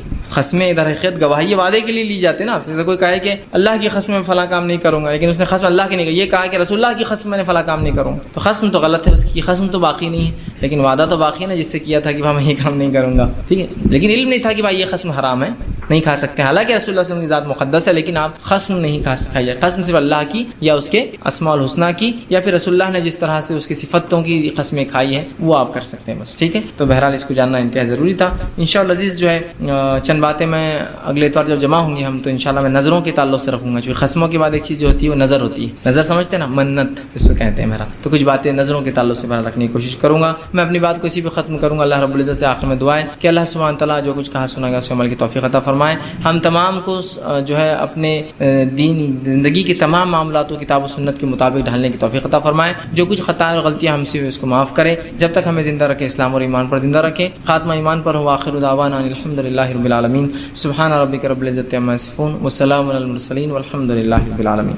بسم اللہ الرحمن الرحیم. الحمدللہ رب العالمین والصلاة والسلام علی خاتم النبیین والمرسلین. رب اشرح لی صدری ویسر لی امری واحلل عقدۃ من لسانی یفقہوا قولی. اما بعد, کسی نے ایک سوال کیا ہے, کیا قسم کا مطلب یہ بھی ہے کہ ہم صرف یہ کہہ دیں کہ فلاں کام کریں گے لیکن اللہ کی قسم نہ کہیں, تو کیا یہ بھی قسم ہوگی جس میں قسم کا لفظ نہ کہہ کر صرف کچھ بات کہہ دے؟ تو دیکھیے, جب کوئی انسان یہ کہتا ہے کہ یہ کام میں کروں گا, یہ کام میں نہیں کروں گا, جس پر وہ قسم نہیں کھاتا ہے, تو یہ ارادہ ہے اس کا, اس پر کوئی مواخذہ نہیں ہے اس کا, وہ اس کا ارادہ ہے. ایسا میں کہوں کہ میں کل جو ہے اس آدمی سے بات کروں گا, میں اس آدمی سے کبھی بات نہیں کرنے کی کوشش کروں گا, تو یہ آپ کا ارادہ ہے یاد. لیکن جب ارادے پہ آپ قسم کھا لے تو آپ کو پھر اس ارادے کو پورا کرنا واجب ہو جاتا ہے. تو جب آپ یہ کہے کہ کل میں وہ کام کروں گا, کل یہ کام سے میں بچنے کی کوشش کروں گا, اب میں وہ کام کبھی نہیں کروں گا, اب یہ کام میں نہیں کرنے کی کوشش کروں گا, تو یہ آپ کے ارادوں میں شامل ہوتا ہے. یہ قسمیں نہیں ہیں, اس پر کوئی کفارہ نہیں ہے, کوئی پکڑ نہیں ہے, یہ آپ کے ارادے ہیں. اور اگر کسی بری چیز پہ آپ نے ارادہ کیا ہو نہ کرنے کا, تو ایک اچھا ارادہ میں سمجھتا ہوں اس پہ قائم ہو جائیے. اور کسی اچھی چیز سے کرنے کا ارادہ کیا ہو تو کوشش کرے کہ آج نہ کر پائے تو کبھی نہ کبھی اس کو کرتے. لیکن یہ یقیناً ارادوں میں شامل ہوں گا. جب آپ کسی کام کے کرنے کے لیے کہیں کہ یہ کروں گا, یہ نہیں کروں گا, یہ ارادہ ہے, یہ قسموں میں شمار نہیں ہوں گا. جی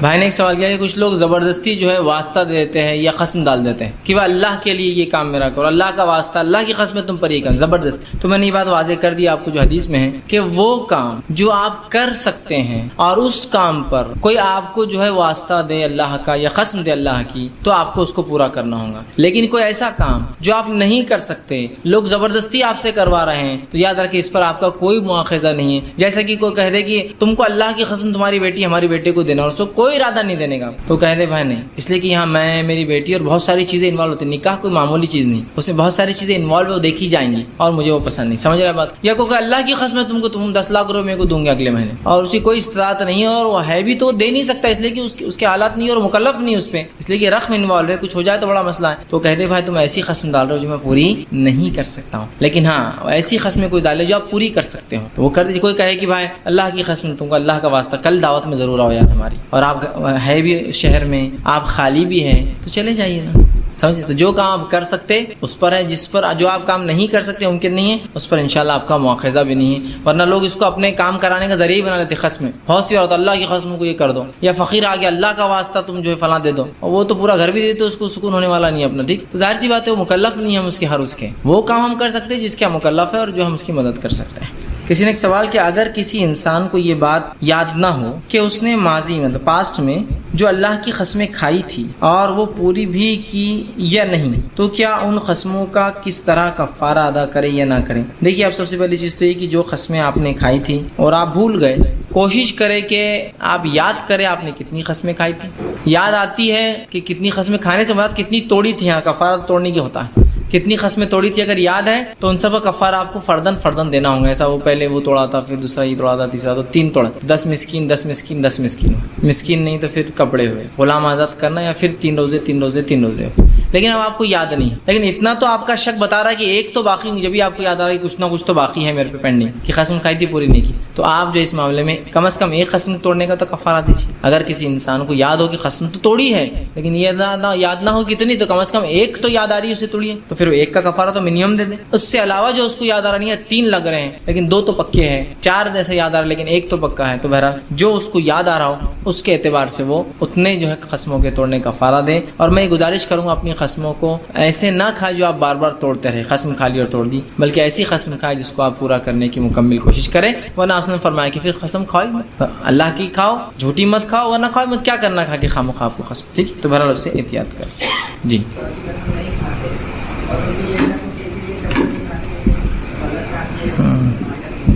بھائی نے ایک سوال کیا کہ اگر کوئی شخص ہے جو اس کو لوگ بول رہے ہیں کہ تم ماں باپ کی قسم کھاؤ اور وہ بول رہا ہے کہ میں اللہ کی قسم کھاتا ہوں ماں باپ کی نہیں کھا سکتا ہوں، تو وہ لوگ کہہ رہے ہیں کہ پھر ہم کو شک ہے تم نے کچھ کیا اس لیے ماں باپ کی نہیں کھا رہے ہیں. تو دیکھیے سب سے پہلی چیز آپ ایسے لوگوں کو بول دیں کہ اللہ کے علاوہ قسم کھانا شرک ہے، تو لہٰذا اگر قسم کھاؤں گا تو اللہ کی، نہیں تو نہیں کھاؤں گا، چاہے آپ کو جو بھی لگے، چاہے جو بھی لگے، اس لیے کہ میں کسی اور کے لیے شرک کیوں کروں گا. سمجھ رہے ہیں آپ؟ تو ان کو بولیے کہ قسم صرف اللہ کی کھائی جاتی ہے اسلام میں. اگر آپ کو قسم کھلانا ہے تو میں یہ قسم کھا سکتا ہوں، اس کے علاوہ آپ قسم چاہ رہے ہیں تو میں وہ قسم نہیں کھا سکتا، اس لیے کہ وہ شرک ہے. پھر چاہے آپ جو بھی سمجھیں، پھر چاہے ان کو جتنا ہی برا لگے، پھر چاہے جو بھی، لیکن ہم کسی اور کی قسم نہیں کھا سکتے. یاد رکھیں. کسی نے ایک سوال کیا اسلام میں رسم کا تصور نہیں ہے، لیکن کیا لڑکی پسند آنے پر لڑکا اور صرف لڑکے کے گھر والے لڑکی کے گھر پر مٹھائی کا ڈبہ اور جوڑا لے جا سکتے ہیں یا نہیں؟ کسی نے کہا کہ دیکھیں اسلام میں تصور نہیں ہے، لیکن اگر کوئی لڑکی پسند آئی تو صرف لڑکی گھر پر جو ہے مٹھائی کا ڈبہ اور کیا جوڑا لے جا سکتے ہیں. ٹھیک. تو دیکھیے سب سے پہلی چیز تو یہ کہ اگر کوئی کسی کو لڑکی پسند آتی ہے، ٹھیک، اور وہ اسی لڑکی سے نکاح کرنے کا ارادہ کرتا ہے، تو میں کہوں گا وہ ایک مٹھائی کے ڈبے اور جوڑے میں نکاح ہو جا سکتا ہے. تو گھر جائیے، نکاح کر کے آ جائیے، وداعی بعد میں کیجیے، آپ کے دل کا تسلی ہو گئی. رسم کرنے کی وجہ کیا لوگ بتاتے ہیں؟ ہم رسم اس لیے کرتے کہ اس سے لوگوں میں اعلان ہوتا ہے کہ رشتہ پکا ہو گیا ہے نا، اسی لیے کرتے نا. تو رشتہ پکا تو رشتہ ہو گیا، شادی کر دو آپ. کیوں تو اگر رسم بھی ٹوٹا تو اتنا ہی بدنام ہوتا آدمی. سمجھ رہے ہیں بات کو؟ طریقہ تو پورا وہی لوگ جمع ہو رہے اتنا ہی ہو رہا، بلکہ رسم کے لیے بھی میں نے دیکھا گھر کے بوڑھے جمع ہوتے ہیں، ایک عالم صاحب کو بلاتے اور ایک فہرست پڑھتے، آج بروز فلاں بنت فلاں بن فلاں فلاں ابن فلاں ان دونوں کا رسم طے پا رہا ہے، رسم کے اندر جو ہے یہ لوگ موجود ہیں اور اس میں فلاں فلاں جوڑے دیے جائے رسم کے لیے، جیسا کہ وہ نکاح کا اعلان کر رہا ہے کہ مہر کتنا اور فلاں ہے نا. تو میں کہوں گا کہ رسم کا کوئی شریعت میں تصور نہیں ہے. اگر آپ کو اس کی اجازت دے دی جائیں گی کہ ایک مٹھائی کا ڈبہ اور جوڑا لے جائے، تو پھر ایک مٹھائی کی جگہ میں کروڑ پتی ہوں، میں 100 جوڑے اور 100 کنٹل مٹھائی لے جانا چاہ رہا ہوں، تو اس کی بھی جواز مل جائے گا. اور کوئی اس سے زیادہ مالدار رہا تو وہ کہیں گا بھائی میں ایک ایروپلین دینا چاہ رہا ہوں گفٹ میں اس کو نکاح سے پہلے اور فلاں کرنا چاہ رہا ہوں، اور 10-20 ہزار لوگ میرے دعوتی بن جائیں. تو پھر جس چیز کو شریعت نے بڑے پیمانے پہ کیا تو چھوٹے پیمانے پہ بھی غلط ہوگا. تو لہٰذا آپ صرف شادی کر سکتے ہیں، اس کے علاوہ رسومات نہیں. ہاں یہ الگ بات ہے کہ آپ کسی کو پسند کرنے جائے یا کسی کو خوش ہو کر کچھ تحفتاً دے، شریعت اس کی اجازت دیتا ہے، وہ کبھی بھی ہو سکتا ہے وہ چیز. جیسا مثال کے طور پر کچھ لوگ بچوں کو دیکھتے ہیں جب تو کچھ پیسے نکال کر دیتے ہیں، یہ تحفہ ہے، یہ کوئی رسمن نہیں. تحفتاً کی بات بچے سے ملے پہلی بار کسی کے تو کچھ دینا چاہیے ان کو. یا عید کے دن جو ہے بچے آتے ہیں تو بڑے ان کو تحفتاً کچھ پیسے دیتے، عیدی بولتے ہیں ہمارے پاس ہے نا، لیکن نہ وہ سنت ہے نہ کوئی واجب ہے، لیکن کوئی اس کو دین کا حصہ سمجھ کے نہیں کرتا، بس ایک خوشی میں جو ہے لوگ جو ہے ایک دوسرے کو وہ کر رہے ہیں. سمجھ رہے ہیں آپ بات کو؟ تو لہٰذا اگر کوئی کسی کی لڑکی پسند آ جائے اور وہ خوشی میں کہہ دے کہ بھائی یہ مٹھائی ہماری طرف سے آپ کھائیے، غلط چیز ہے، لیکن اس کے لیے دن طے کر کے ہم فلاں دن آ رہے، 5 لوگ ہمارے 10 لوگ آپ کی بہت چلیں گا، ان کے ابو آئیں گے، ان کے چچا آئیں گے، کوئی ضرورت نہیں اس کے لیے. آپ کسی کے ہاتھ سے بھیج دیں کہ بھائی یہ ہماری طرف سے تحفہ، آپ کی بچی ہم کو پسند آ گئی. کوئی آنے اور جانے کی ضرورت میں یہ بولنا چاہ رہا ہوں، ورنہ آنے جانے کی اجازت ایک مٹھائی کے ڈبے اور ایک جوڑے کو دی جائیں گی تو پھر 100 جوڑے اور 100 مٹھائی کے ڈبے بھی لازماً حلال ہو جائیں گے. لہٰذا اس کا تو کسی بھی لحاظ سے نہیں. آپ کو لگ رہا ہے کچھ تحفتاً دینا چاہیے ایک دوسرے کو، جسٹ آپ کسی کے ہاتھ سے بھیج دیجیے کہ بھائی یہ تحفہ ہے، جس کے لیے کوئی فارمیلٹیز نہیں ہوں گی. ڈبہ لا کے اسپیشل سجا رہے، ساتھ میں ایک بڑا کارڈ بنا کے اسپیشل رہ رہا، پھر وہ لے جانے والا ایک اسپیشل آدمی رہ رہا، پھر وہ رسومات ہو جائیں گے. ایک دم سمپلسٹی ہے کہ بھائی لڑکی کو آپ نے دیکھا پسند آ گئی، ان کو کہا ہم کو لڑکی پسند آ گئی، پھر آپ نے کسی سے کہا بھائی ان کے گھر پہ لے آ کے ایک تحفتاً مٹھائی دے دو، اور اپنی طرف سے خوشی کا موقع ہے فون کر کے بول دیا بھائی صاحب میں نے آپ کو مٹھائی بھیجا ہوں، یہ ہماری طرف سے خوشی میں ہے. بس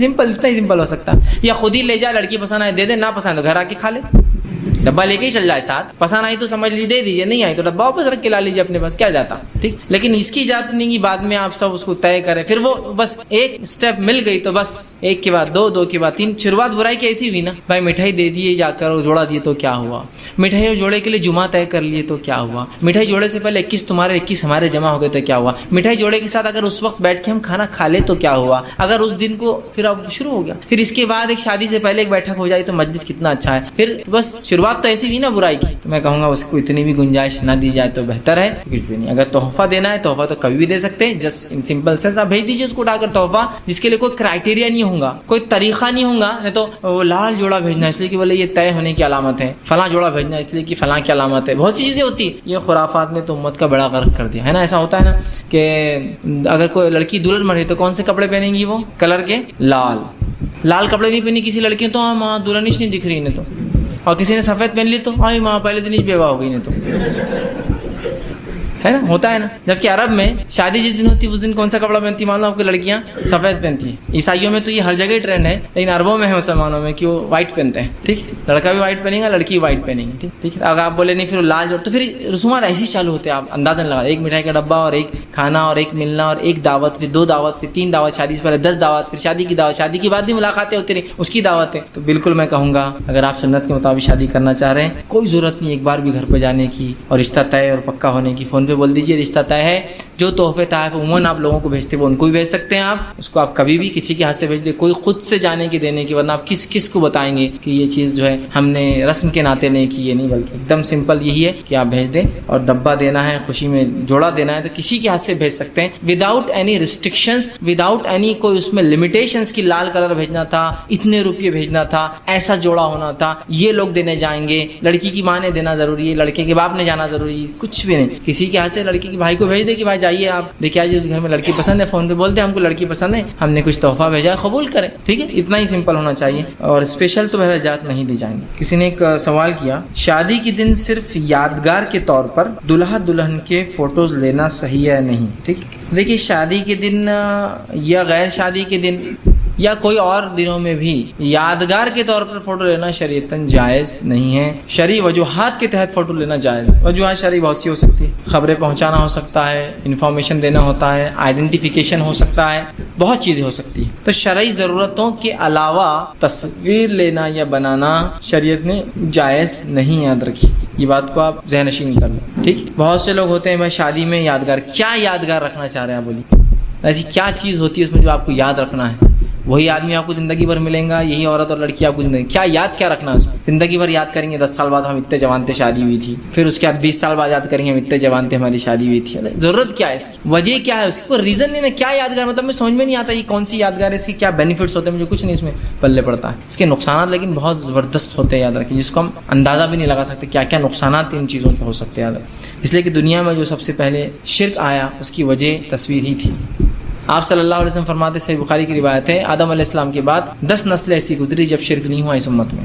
اس کے بعد نوح علیہ السلام سے پہلے کچھ نیک لوگ گزرے, 5 نیک لوگ تھے وہ گزرے, اور جب وہ گزر کر چلے گئے تو شیطان اس کے بعد کی امت کے اگلی نسل پہ آیا, جبکہ ان کے زمانے کے لوگ مر چکے تھے, اور آ کر کہا یہ کتنے نیک لوگ تھے, تم بھی نیکی کرو ان کو دیکھ کر, اور ان کو یاد رکھو ان کو, تاکہ اس کو دیکھ کر نیکی کرو. تو لوگ ان کو یاد کر کے نیکیاں کرتے تھے. اس کے بعد کی نسل کے پاس آیا اور کہا کہ یہ لوگ کتنے نیک تھے, تمہارے بڑے ان کو یاد کر کے نیکی کرتے تھے, لہٰذا تم ان کی تصویریں بنا لو, اس لیے کہ اب تم کو تو یاد نہیں ہے, لوگ تصویریں دیکھو گے تو پھر یاد آئیں گا تو نیکی کرو گے. انہوں نے کہا ہم کو تصویر نہیں آتی بنا, تو کہا میں بنا دیتا ہوں. اس نے 5 نیک لوگوں کی تصویریں بنا دی. اب لوگ اس کو دیکھ کر نیکی کرنے لگ گئے, تصویروں کی کاپی بنائی, دیکھ دیکھ کر نیکی کرنے لگے. اگلی نسل کے پاس آیا, کہا تمہارے بڑے ان تصویروں کو دیکھ کر نیکی کرتے تھے, کیا تم کو سمجھ میں نہیں آ رہے تصویریں کیوں ہیں؟ انہوں نے کہا کیوں؟ کہا اس کو دیکھ کر نیکی کرتے تھے, تو تم بھی نیکی کرو. اب لہٰذا تصویریں تو خراب ہوتی ہے, ان کے مجسمے بنا لو, اسٹیچوز بنا لو. کہا ہمیں تو نہیں آتا, کہا میں بنا دیتا ہوں. اس نے 5 لوگوں کے مجسمے بنا کے دے دیے.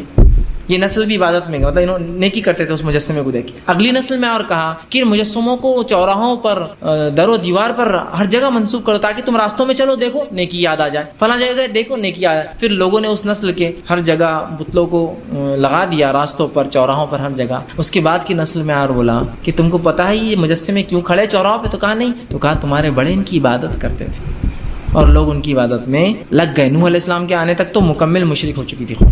دیکھ رہے ہیں آپ, تصویر وجہ بنی نا, بہت خطرناک چیز ہے. تو لہٰذا تصویر کشی سے جتنا ہو سکتا ہے ہم کو بچنا پڑے گا, سوائے شرعی ضرورتوں کے. یہ یادگاروں کے چکر میں, آپ چونکہ کسی کے لیے یادگار وہ ہے تو آپ کو بولیں گا, پھر مرے بھی تو یادگار رہتے نا, کہ مرے تھے تو ایسے دکھ رہے تھے. پھر پیدائش بھی تو یادگار ہوتی نا, پھر پیدا ہو رہے تھے ایسے دکھے تھے. پھر پیدائش میں دادا گود میں, نانا گود میں, چچا گود میں, ماموں گود میں, بھائی کی گود میں, پھر اب وہ n نمبر آف چیزیں ہو جائیں گی. تو لمٹ یہ لگا دیجیے کہ نو فوٹوز, ختم, نو فوٹوز آن کر دیجیے اپنے گھروں. بہت سے لوگ ہوتے گھروں میں تصاویر لگاتے, گھر میں چل جاتا تھا پڑ دادا ایسا بندوق لے کے بیٹھے ہوئے, سگڑ دادا لاٹھی ڈال کے کھڑے ہوئے. اس سے پہلے کوئی دادا جن کی ہاتھ سے بنی ہوئی تصویر لگی ہوئی پوری, اور کتاب و سنت کی بات ہو رہی ہے, لیکن یہ نہیں ہٹ سکتا کیونکہ یہ خاندانی شان ہے.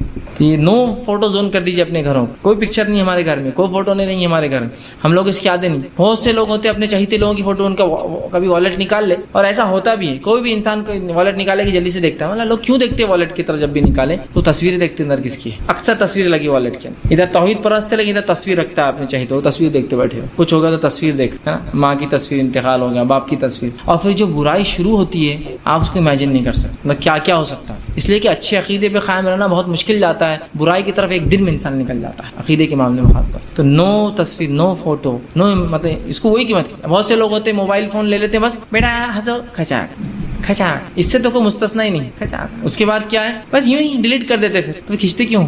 سمجھ رہے آپ؟ تو آپ کھینچ لیں گے، کل کو اس کو رکھ لیں گا، کل کو اس کو پاس کر دیں گا. اس کی بہت برائی یاد رکھیں. ہاں ضرورت کے تحت ایک الگ چیز ہے، ضرورت ہو سکتی ہے، کوئی شرعی ضرورت ہے ایسی ہو سکتی ہے تصویر لینا، لیکن یہاں تو ضرورت نہیں ہے نا کہ بھائی موبائل میں کیمرہ ہے تو بس فوٹو کھینچتے چلو. آپ کس کی بھی کھینچ لے رہے، بس بیٹھے بیٹھے کھینچ لیے، اور کبھی اس کو جوک بنا دے رہے، کبھی اس کو ایڈٹ کر کے اپلوڈ کر دے رہے تصویروں پہ. ایک صاحب نے ایک بار ایک شخص کی فوٹو لی اور اس کے بعد جو ہے اپنے فیس بک پر اپلوڈ کر دیا. فیس بک پہ اپلوڈ کیا تو ایک بنے بنایا تھے فریم پہ مالا لگا اور ان کی تصویر اندر لگی ہوئی.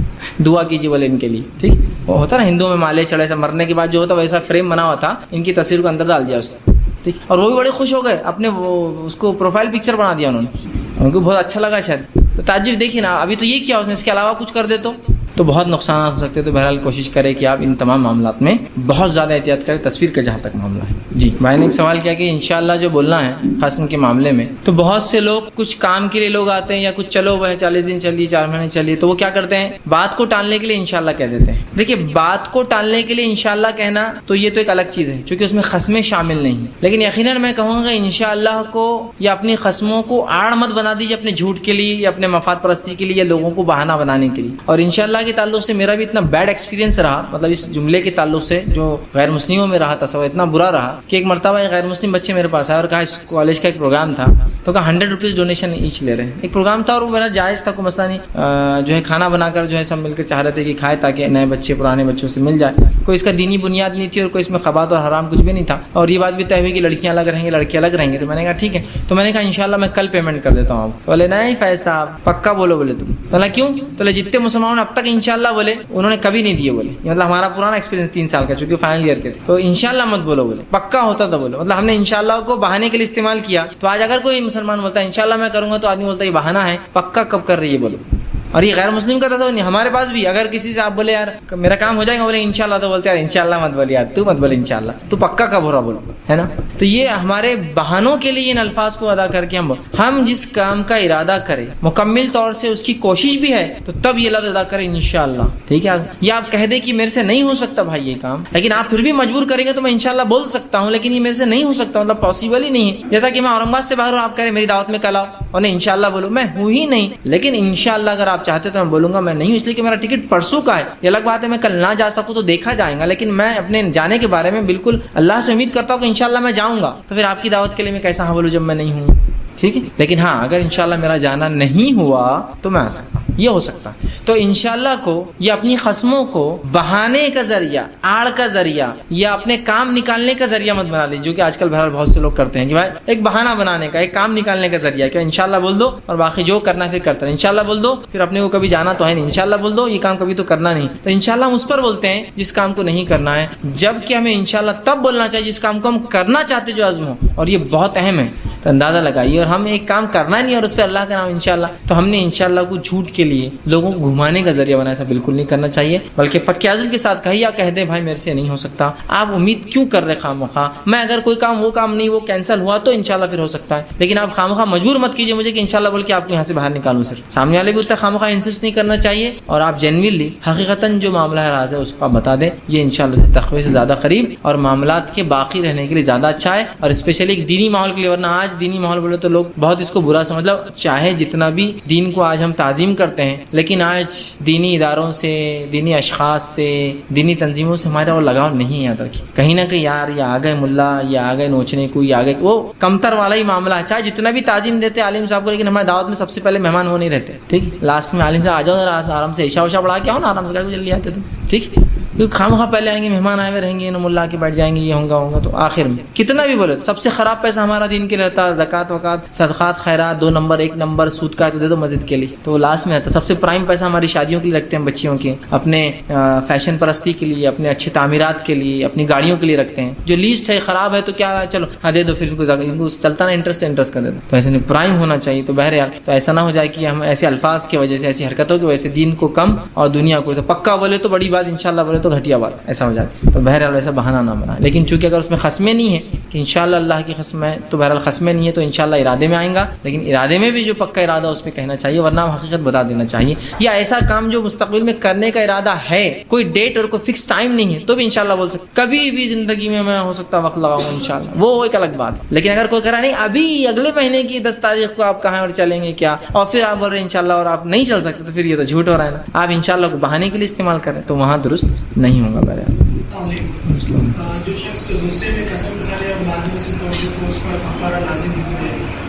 بھائی نے ایک سوال کیا کہ جو شخص غصے میں قسم کھا لیتا ہے تو اس کا کیا ہوگا. تو جو شخص غصے میں قسم کھا لے لیکن وہ ارادے کے ساتھ اگر کھایا ہو, ٹھیک, وہ جو روانی جو زبان کی ہوتی ہے وہ ایک الگ چیز ہے, لیکن غصے میں ہے لیکن ارادتاً کھایا غصے میں بھی, ٹھیک ہے, تو بہرحال اس قسم کو اس کو کفارہ دینا ہوگا. جیسا کہ ایک روانی ہے کہ انسان بول رہا میں اللہ کی قسم یہ کر دوں گا, اللہ کی قسم, اور غصے میں بول دے رہا ویسا, تو وہ تو اس کا لغو مانا جائے گا, اس لیے کہ وہ اس کی عادت ہے اس کی. لیکن جب ارادتاً وہ کہے, غصے میں کہہ رہا ہے کہ میں تجھے جو فلاں کر کے رہوں گا دیکھ اب اللہ قسم ہے, اللہ کی قسم ہے, تو پھر اس کو پھر کفارہ دینا پڑے گا. تو اگر غصے میں کوئی قسم کھاتے ہیں جو ارادتاً ہو تو اس کا آپ کو کفارہ دینا ہوگا اگر آپ اس کو توڑ رہے ہو. تو میں نے سوال کیا کہ اگر کوئی شخص جو ہے اپنی ناحق بات کو ثابت کرنے بار بار جھوٹی قسمیں کھا رہا ہے, تو کیا اپنی حق بات ثابت کرانے آپ قسم لے سکتے ہیں؟ تو ہاں, یاد رکھیے قسمیں اس چیز کے لیے بھی لی جا سکتی ہے کہ جب انسان کو اپنی حق بات ثابت کرنا ہو, یاد رکھیے, جس کے لیے بہرحال قرآن نے خود اگر اس تعلق سے بیان کیا کہ جب کوئی شوہر اپنے بیوی پر الزام لگائے, ٹھیک, اور الزام کے لیے کوئی گواہ نہ ہو اس کے پاس, تو پھر کیا کرے, وہ دونوں قسمیں کھائیں گے. ہر قسم کے بعد کہیں گے اگر میں جھوٹا ہوں تو اللہ کی لعنت مجھ پر ہو, ہے نا, یہی بات ہے نا. تو قسمیں گواہی کے لیے بھی ہوتی ہے. تو لہٰذا اگر کوئی شخص ہر بار جھوٹ بول کے نکل جاتا ہے, ٹھیک, اور وہ جھوٹ کا سہارا بنا ہی کرتا ہے, تو ایسے انسان کو گرفت میں لینے کے لیے بھی آپ قسم اس کو کھلا سکتے ہیں کہ بھائی اللہ کو گواہ رکھ کے کرو. لیکن اس معاملے میں نے دیکھا ہوں کہ لوگ بہت سی بار اللہ کی قسمیں بھی جھوٹی اتنی دھڑلے سے کھاتے ہیں, اتنی عام سمجھ سے کھاتے ہیں, اس لیے کہ ان کے پاس وہ کانسیپٹ ہے بعد میں کفارہ دے دیں گے نا, تو ڈٹ کر بولو بھی قسم, ڈٹ کر کھاؤ اللہ کی, ٹھیک. تو بہرحال بہت بری بات ہے, لیکن یہ کام کیا جا سکتا ہے کہ کوئی انسان اگر جھوٹ بولتا ہے, آپ کو پتا ہے, اور لگتا ہے کہ قسم سے وہ سچ بات کہیں گا, تو آپ بالکل اس کو قسم کھلا سکتے ہیں. لیکن ایسے بھی لوگ ہوتے ہیں بہرحال جو قسمیں جھوٹی بھی کھا لیتے اللہ کی, اللہ بہرحال اس معاملے میں حفاظت کرے ہماری, لیکن کھلائی تو بہرحال جا سکتی حق بات کو ثابت کرنے یا سچ ان سے پوچھنے. بھائی نے سوال کیا کہ ہر بار کوئی چھوٹی چھوٹی باتوں کے لیے قسم کھلائے, تو یاد رکھیے قسموں کو یہ بہانہ مت بنائے. میں نے شروع میں کہہ دیا, بہت سے لوگوں کو میں نے دیکھا ہے, یہ گلاس یہاں سے اٹھا کس نے رکھا, کھاؤ اللہ کی قسم, اللہ کی قسم میں نے رکھا. اور فون ویسا کیوں رکھا ہوا تھا, کون تھا یہاں, اللہ, کھاؤ اللہ کی قسم, اللہ کی قسم. یہ پین یہاں رکھا ہوا تھا فلاں, اللہ کی, وہ کپڑا میں نے ایسا وہاں دھو کے سکھ رکھا, کھاؤ اللہ کی قسم. دیکھیے کچھ بھی ہو سکتا ہے. قسمیں جو ہوتی ہے یہ ایسا بار بار کھانے کی چیز نہیں ہے, اس کو تو بہت سوچ سمجھ کے ارادتاً کھانے کی ضرورت ہے جہاں اس کی ضرورت ہے. کہیں بھی آپ قسمیں کھلائیں گے تو اس کا امپورٹنس ختم ہو جائے گا. اور ایسا میں نے بہت لوگوں کو دیکھا ہے دھکے دھکے پہ قسمیں کھلاتے ہیں, اور بالخصوص عورتوں میں بہت زیادہ رہتا ہے. میں نے یہاں یہ چیز اتارے گئی تھی, وہاں کس نے رکھا, اللہ کی قسم کھاؤ تم نے رکھی. دیکھیے کچھ چیزیں تو ایسی ہوتی ہے جو آدمی ارادتاً نہیں کرتا, انکانشیسلی اٹھا کے چیزوں کو رکھ دیتا ہے. ایسا بیٹھے بیٹھے بات کرتے ہیں گلاس کو سرکا دیا کسی, اب آپ اس کو قسم کھلائیں گے تو اس کو یاد ہی نہیں رہتا کہ اس نے سرکایا نہیں سرکایا, کیا کریں گے. تو دیکھیے چھوٹی چھوٹی چیزوں پر, چھوٹے چھوٹے کاموں پر ہر چیز پر قسم کھلانا یہ درست نہیں ہے. صحابہ نے ایسا نہیں کیا, نبی اکرم صلی اللہ علیہ وسلم سے کبھی نہیں کرایا. اللہ نے بھی اپنی کتاب میں نبی کو بہت مخصوص جگہ پہ قسمیں کھانے کا حکم دیا, اور کچھ پیچیدہ مسائل میں قسموں کے تعلق سے باتیں ہے کہ قسمیں کھلاؤ, اس نے اتنی قسمیں کھائے, اس نے اتنی قسمیں کھائے. اور جب آپ کو لگے کہ آپ کی صداقت یا گواہی دینا ہے, آپ کو اپنا سچ ثابت کرنا ہے یا کسی کا جھوٹ ثابت کرنا ہے, تب کھا سکتے ہو. لیکن ہر دھکے پر, ہر چھوٹے بڑے کام پر قسمیں کھانا یہ درست نہیں ہوگا. ٹھیک.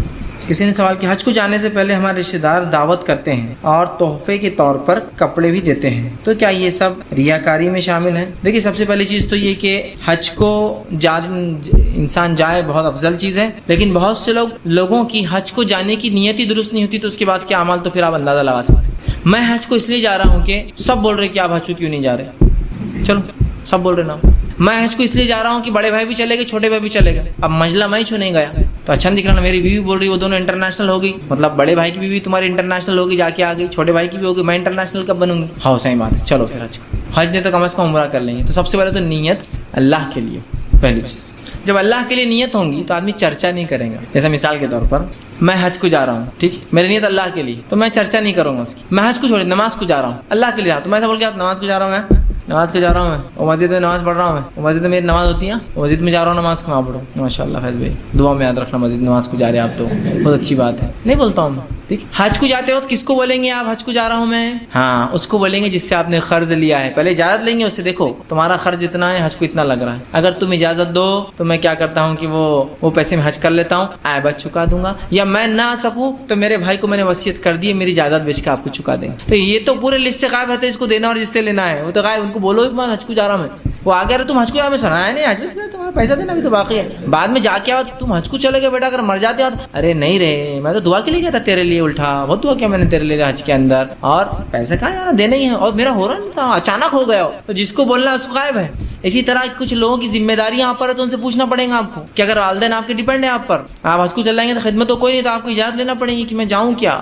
تو کچھ لوگ ہیں جن کو آپ کو بتانا ہے, لیکن ہمارے پاس تو پورا بیٹا فون کر دو تو بس 2-4 دن فون چلتا, ابا کا حج کو نمبر لگ گیا, امی کا حج کو نمبر لگا, ابا جانے والا ہے, امی جانے والے, تیاریاں شروع ہوگی, یہ فلاں ہوگی, دعوتیں پہلے سے طے کر لو, ٹائم پہ بہت ایک ساتھ دیں گے تو نہیں جمنے والا. ابا صرف 2 ٹائم کھانا کھاتے صبح اور شام, تو 2 دعوت ایک دن لیں گے, مطلب پورا پلان طے ہوتا. اور جتوں کی دعوت کھاتے پھر آئے بولتے وہ دعوت کو اتارنا ہے, اتوں کو بلاتے ہو. ایک صاحب مجھے بتانے لگے ہمارے ابا بولے حج کو جا کے آئے تو ان کے پیر سوجے ہوئے, چہرہ سجا ہوا, چلنا نہیں آ رہا. تو بولے میرا ابا حج کو گیا تھا. ابا حج کو تو تیرے کو کیا ہوا؟ تو بولے ابا نے کیا کیا, بولے وہ بس ناکے تک پہلے آکٹرائے تھا جب, ٹھیک, ناکے بلا لیے, جانواز لائے تھے بولے وہاں سے, پھر تو رات میں بس بولے رک گئے, بولے آکٹرائے پہ سے ہم کندھے پہ ڈال کے آکٹرائے پار کر کے 2-2 کلومیٹر جانواز لا کے رکھ رہے تھے. بولے ڈبے جو انہوں نے سامان لائے, جو دینا ہے نا سب کو اتارنا ہے نا, سب لوگوں نے تحفے دیے, تو وہاں سے کم از کم وہ جانمازیں لاتے ہیں کچھ لوگ. اور آج کل تو بہرحال الگ سسٹم بمبئی سے جو ہے خرید, بمبئی میں ہوتا ہے نا ایسا, زکوٰۃ کی ساڑیاں رہتی, فطرے کی ساڑیاں, تو حاجیوں کے لیے اسپیشل جانواز 50-50 روپے میں جانواز, ڈپلیکیٹ خراب ریٹارڈیڈ, ترکی کی رہتی لیکن وہ خراب رہتی ہے. ہاں, اور اتر کی اسپیشل, مطلب ایک کٹ آتا پورا, ایک ٹوپی, 2 کھجور, ایک پانی کی بوٹل, ایک تسبیح ہے نا, اور ایک عطر آتا اس کے اندر, ٹھیک, وہ پورا کٹ ملتا. ممبئی میں ملتا ہو, عربی لکھا ہوا اچھا کہ جیسا باہر سے لائے بتانا,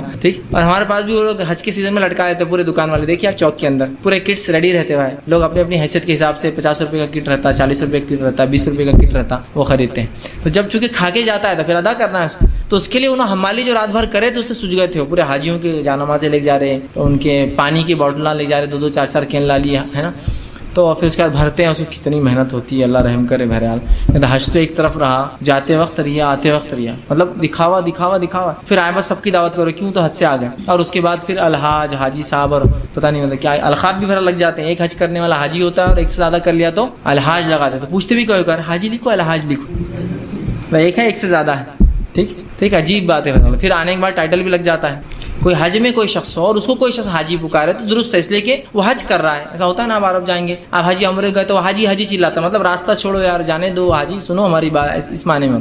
لیکن یہ ہندوستان میں آپ نہیں بول سکتے حاجی ایک دوسرے کو, یہاں آپ حج نہیں کر رہے, ٹھیک. پھر وہ القاب لگ جاتے, نام کیا کہ حاجی ہے نا. اب کیوں تو بولے حج کر کے آئے. اب جو آدمی 5 وقت نماز پڑھتا تو پورے القاب لگنا چاہیے نا, ہے نا. توحیدی سب سے پہلے کہ توحید پر ہے, اس کے بعد نمازی, اس کے بعد زکاتی, خیرات دیتے تو خیراتی بھی لگاؤ اس کے آگے, پورا زکاتی, خیراتی, حاجی, نوافلی, تہجدی, اور اس کے بعد حاجی. مطلب عجیب بات ہے نا. تو لوگ عجیب عجیب بہرحال لوگوں کا ہے, تو ہم کو اس بات کو سمجھنا چاہیے کہ یہ کیا چیز ہے. ایک صاحب ایک مرتبہ فوٹو دکھانے لگے, فوٹو دکھا رہے 2 لوگ کھڑے ہوئے, مطلب عقل کی بھی مطلب کچھ لمٹ ہوتی ہے. 2 لوگ ایسے بازو کھڑے فوٹو دکھا, میں نے کہا یہ کیا ہے فوٹو, اور فوٹو میں کیا فوٹو تھی معلوم آپ کو, وہ دونوں مینا میں کھڑے ہوئے اور پیچھے پورے ٹینٹ جل رہے, آگ لگی تھی ایک بار مینا میں, جب لی پیچھے آگ, اور انہوں فوٹو کھینچا, دونوں بازو کھڑے ہوئے, پیچھے آگ لی, مینا میں آگ لگی تھی جب کی فوٹو. شرم کیا تھا, آگ بجانے کے بدلے تم فوٹو کھینچا رہے تھے. مطلب کیسا ہو گیا معاملہ, آگ لگی, پورا دھواں اڑ رہا اور دونوں کھڑے ہوئے ایسا, اور فوٹو مطلب بالکل پروف کے ساتھ کہ مینا میں آگ لگی تو ہم وہاں تھے. میں نے کہا شرم کی بات ہے, تم نے ہیلپ کرنا تھا, لوگوں کی تعاون کرنا تھا, تم فوٹو کھینچا رہے ہو.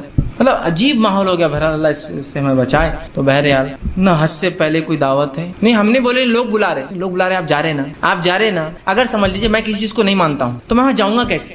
جا رہے تو آپ برابر, اعتراضات برابر ہے, کوئی نہیں بلا تو دیکھو انہوں بلا نہیں, اللہ نے کہا اتنا بھی نہیں دیا کہ ہم کو ایک بار بلانا, بول رہے برابر, تو لوگ مجبوراً بول رہے آؤ کھا کے جاؤ یار, دونی والے کیا ہوتا, ہاں جانوروں کو ڈال دے تم کھائے تو کیا ہوا, لیکن بولو مت ہمارے خلاف, دے دو ان کو دعوت. منہ بند کرنے کے لیے بلا لیتے بیچارے ہو, ٹھیک, نیت پوری, اور پھر بول رہے ہم نہیں, انہوں نے بلائے تو ہم جا رہے ہیں. دعوت کا انکار تھوڑی کر سکتے, اسلام میں انکار نہیں کر سکتے, لیکن جب آپ حج کو جا رہے تو آپ کہیے میری ایسی دعوت کی کوئی ضرورت نہیں ہے, ایسے کوئی احسانات مجھ سے باقی نہیں ہے کہ اگر میں نہ ہوں تو تم مجھے چکانے کھلا رہے ہو, لہٰذا جزاک اللہ آپ نے دعوت دی, لیکن ابھی نہیں, انشاءاللہ پھر کبھی دیکھیں گے. نہیں میں حج کے بعد نہیں, میں نہیں بولتا ہوں کچھ بھی نہیں, دیکھیں گے پھر, کوئی ضروری نہیں, اس لیے کہ یہ رسم بنتی جا رہی ہے, یہ رسم بنتا جا رہا ہے. معلوم ایک بار ایک جگہ علاقے میں ڈھول بجنے لگا, ڈھول بج رہا, اور ایک عورت آگے چل رہی, بہت سی ہار پہنی, برقع دور, چہرہ کھلا ہوا ہے, ہار پہنی, اسکارف تھا اس کو, اور پیچھے ڈھول بجا اچھا بہترین لوگ ڈھول بجا رہے اور پورے بچے اس کے طرف سے. میرے کو لگا الیکشن تو نہیں ہوا, یہ وارڈ کے اندر ہوتا نا کبھی الیکشن کیا, تو میں نے کہا کون ہے یہ الیکشن جیت کے آئے, نہیں بولے حج کو جا رہے ہو, نہیں بولے عورت حج کو جا رہی تو ہار پہن کے ڈھول کے ساتھ اس کو لے جا رہے, پتہ نہیں یہاں سے کہاں جا رہی تھی, وہ کدھر تھا, بولے انہوں حج کو جا رہے بولے.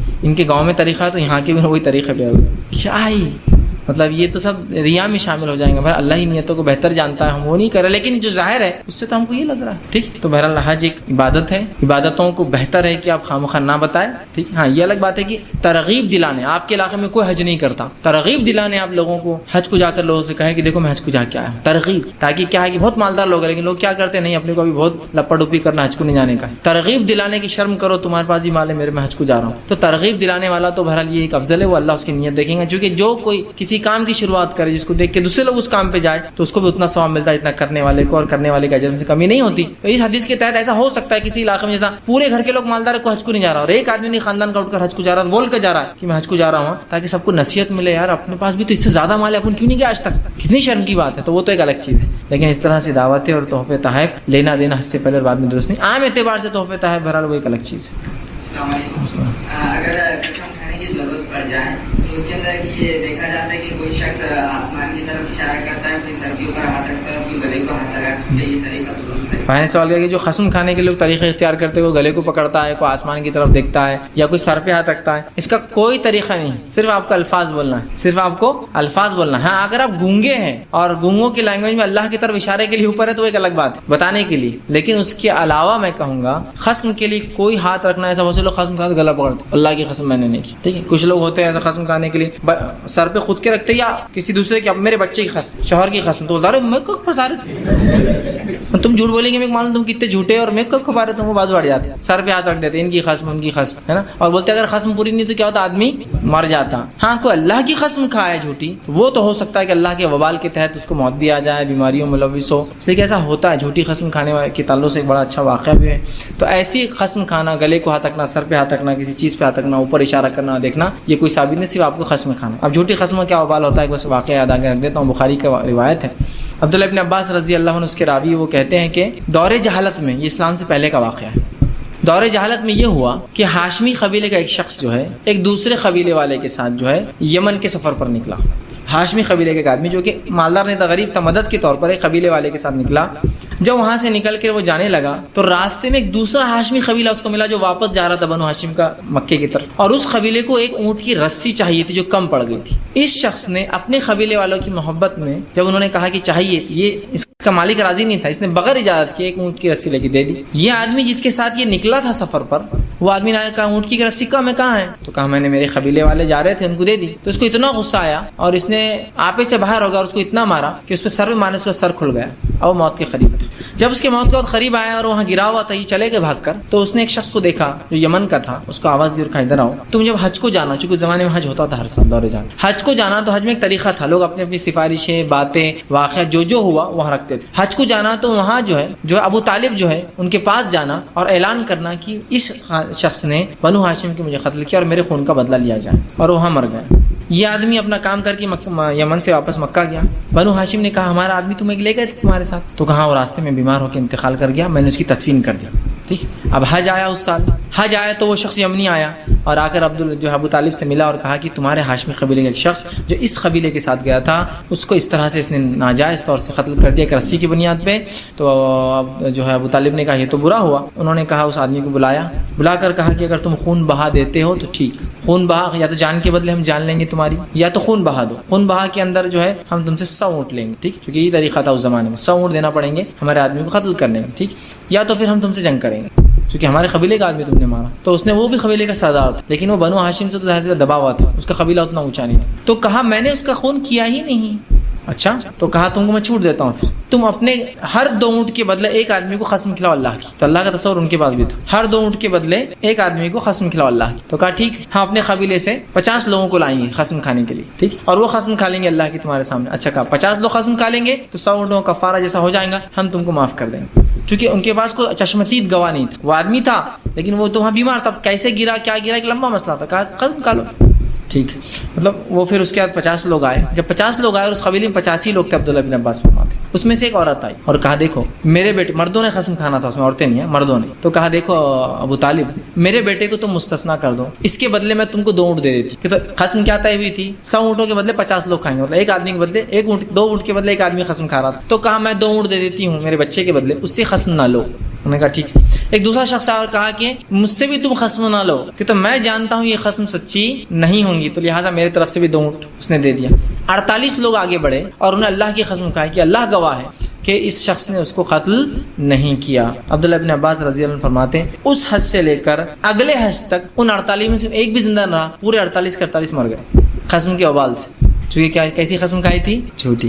پورے 48 میں, وہ کہتے ہیں کہ قسم ذات کی صحت میری جان ہے, 1 سال میں پورے 48 لوگ اگلے حج تک مر گئے. یہ دور جہالت کا واقعہ ہے, مطلب اسلام نہیں آیا تھا تو پورے مر گئے. تو قسم کا وبال بہت بڑا ہوتا ہے, یہ مذاق نہیں ہے. یہ واقعہ بہرحال صحیح واقعہ ہے, یہ الگ بات ہے کہ دور جہالت میں ہوا تھا, لیکن ان کے پاس بھی اللہ کا بڑا احترام تھا. اللہ کی قسمیں ان کے پاس بہت اہم, سب سے اونچی قسم اللہ کی ہوتی, لات, عزا, عزا, منات, یہ چھوٹی قسمیں تھیں. جان کا مسئلہ تھا اس لیے ہائیسٹ ڈگری آف جو ہے اوت لی گئی تھی, قسم کھائی گئی تھی. تو بہرحال یہ بہت بری بات ہے. تو ہمیں چاہیے کہ قسموں کے لیے کوئی طریقہ نہیں ہے اور قسمیں سچی کھائے. اس کا وبال بہرحال زندگی میں ضروری نہیں, ان کو تو خیر اللہ نے بتانے کے لیے پوروں کو موت دے دی, ضروری نہیں, بہرحال اس کے علاوہ بھی ہو سکتے کچھ حالت. تو بہرحال اس معاملے میں بہت احتیاط کرنا چاہیے.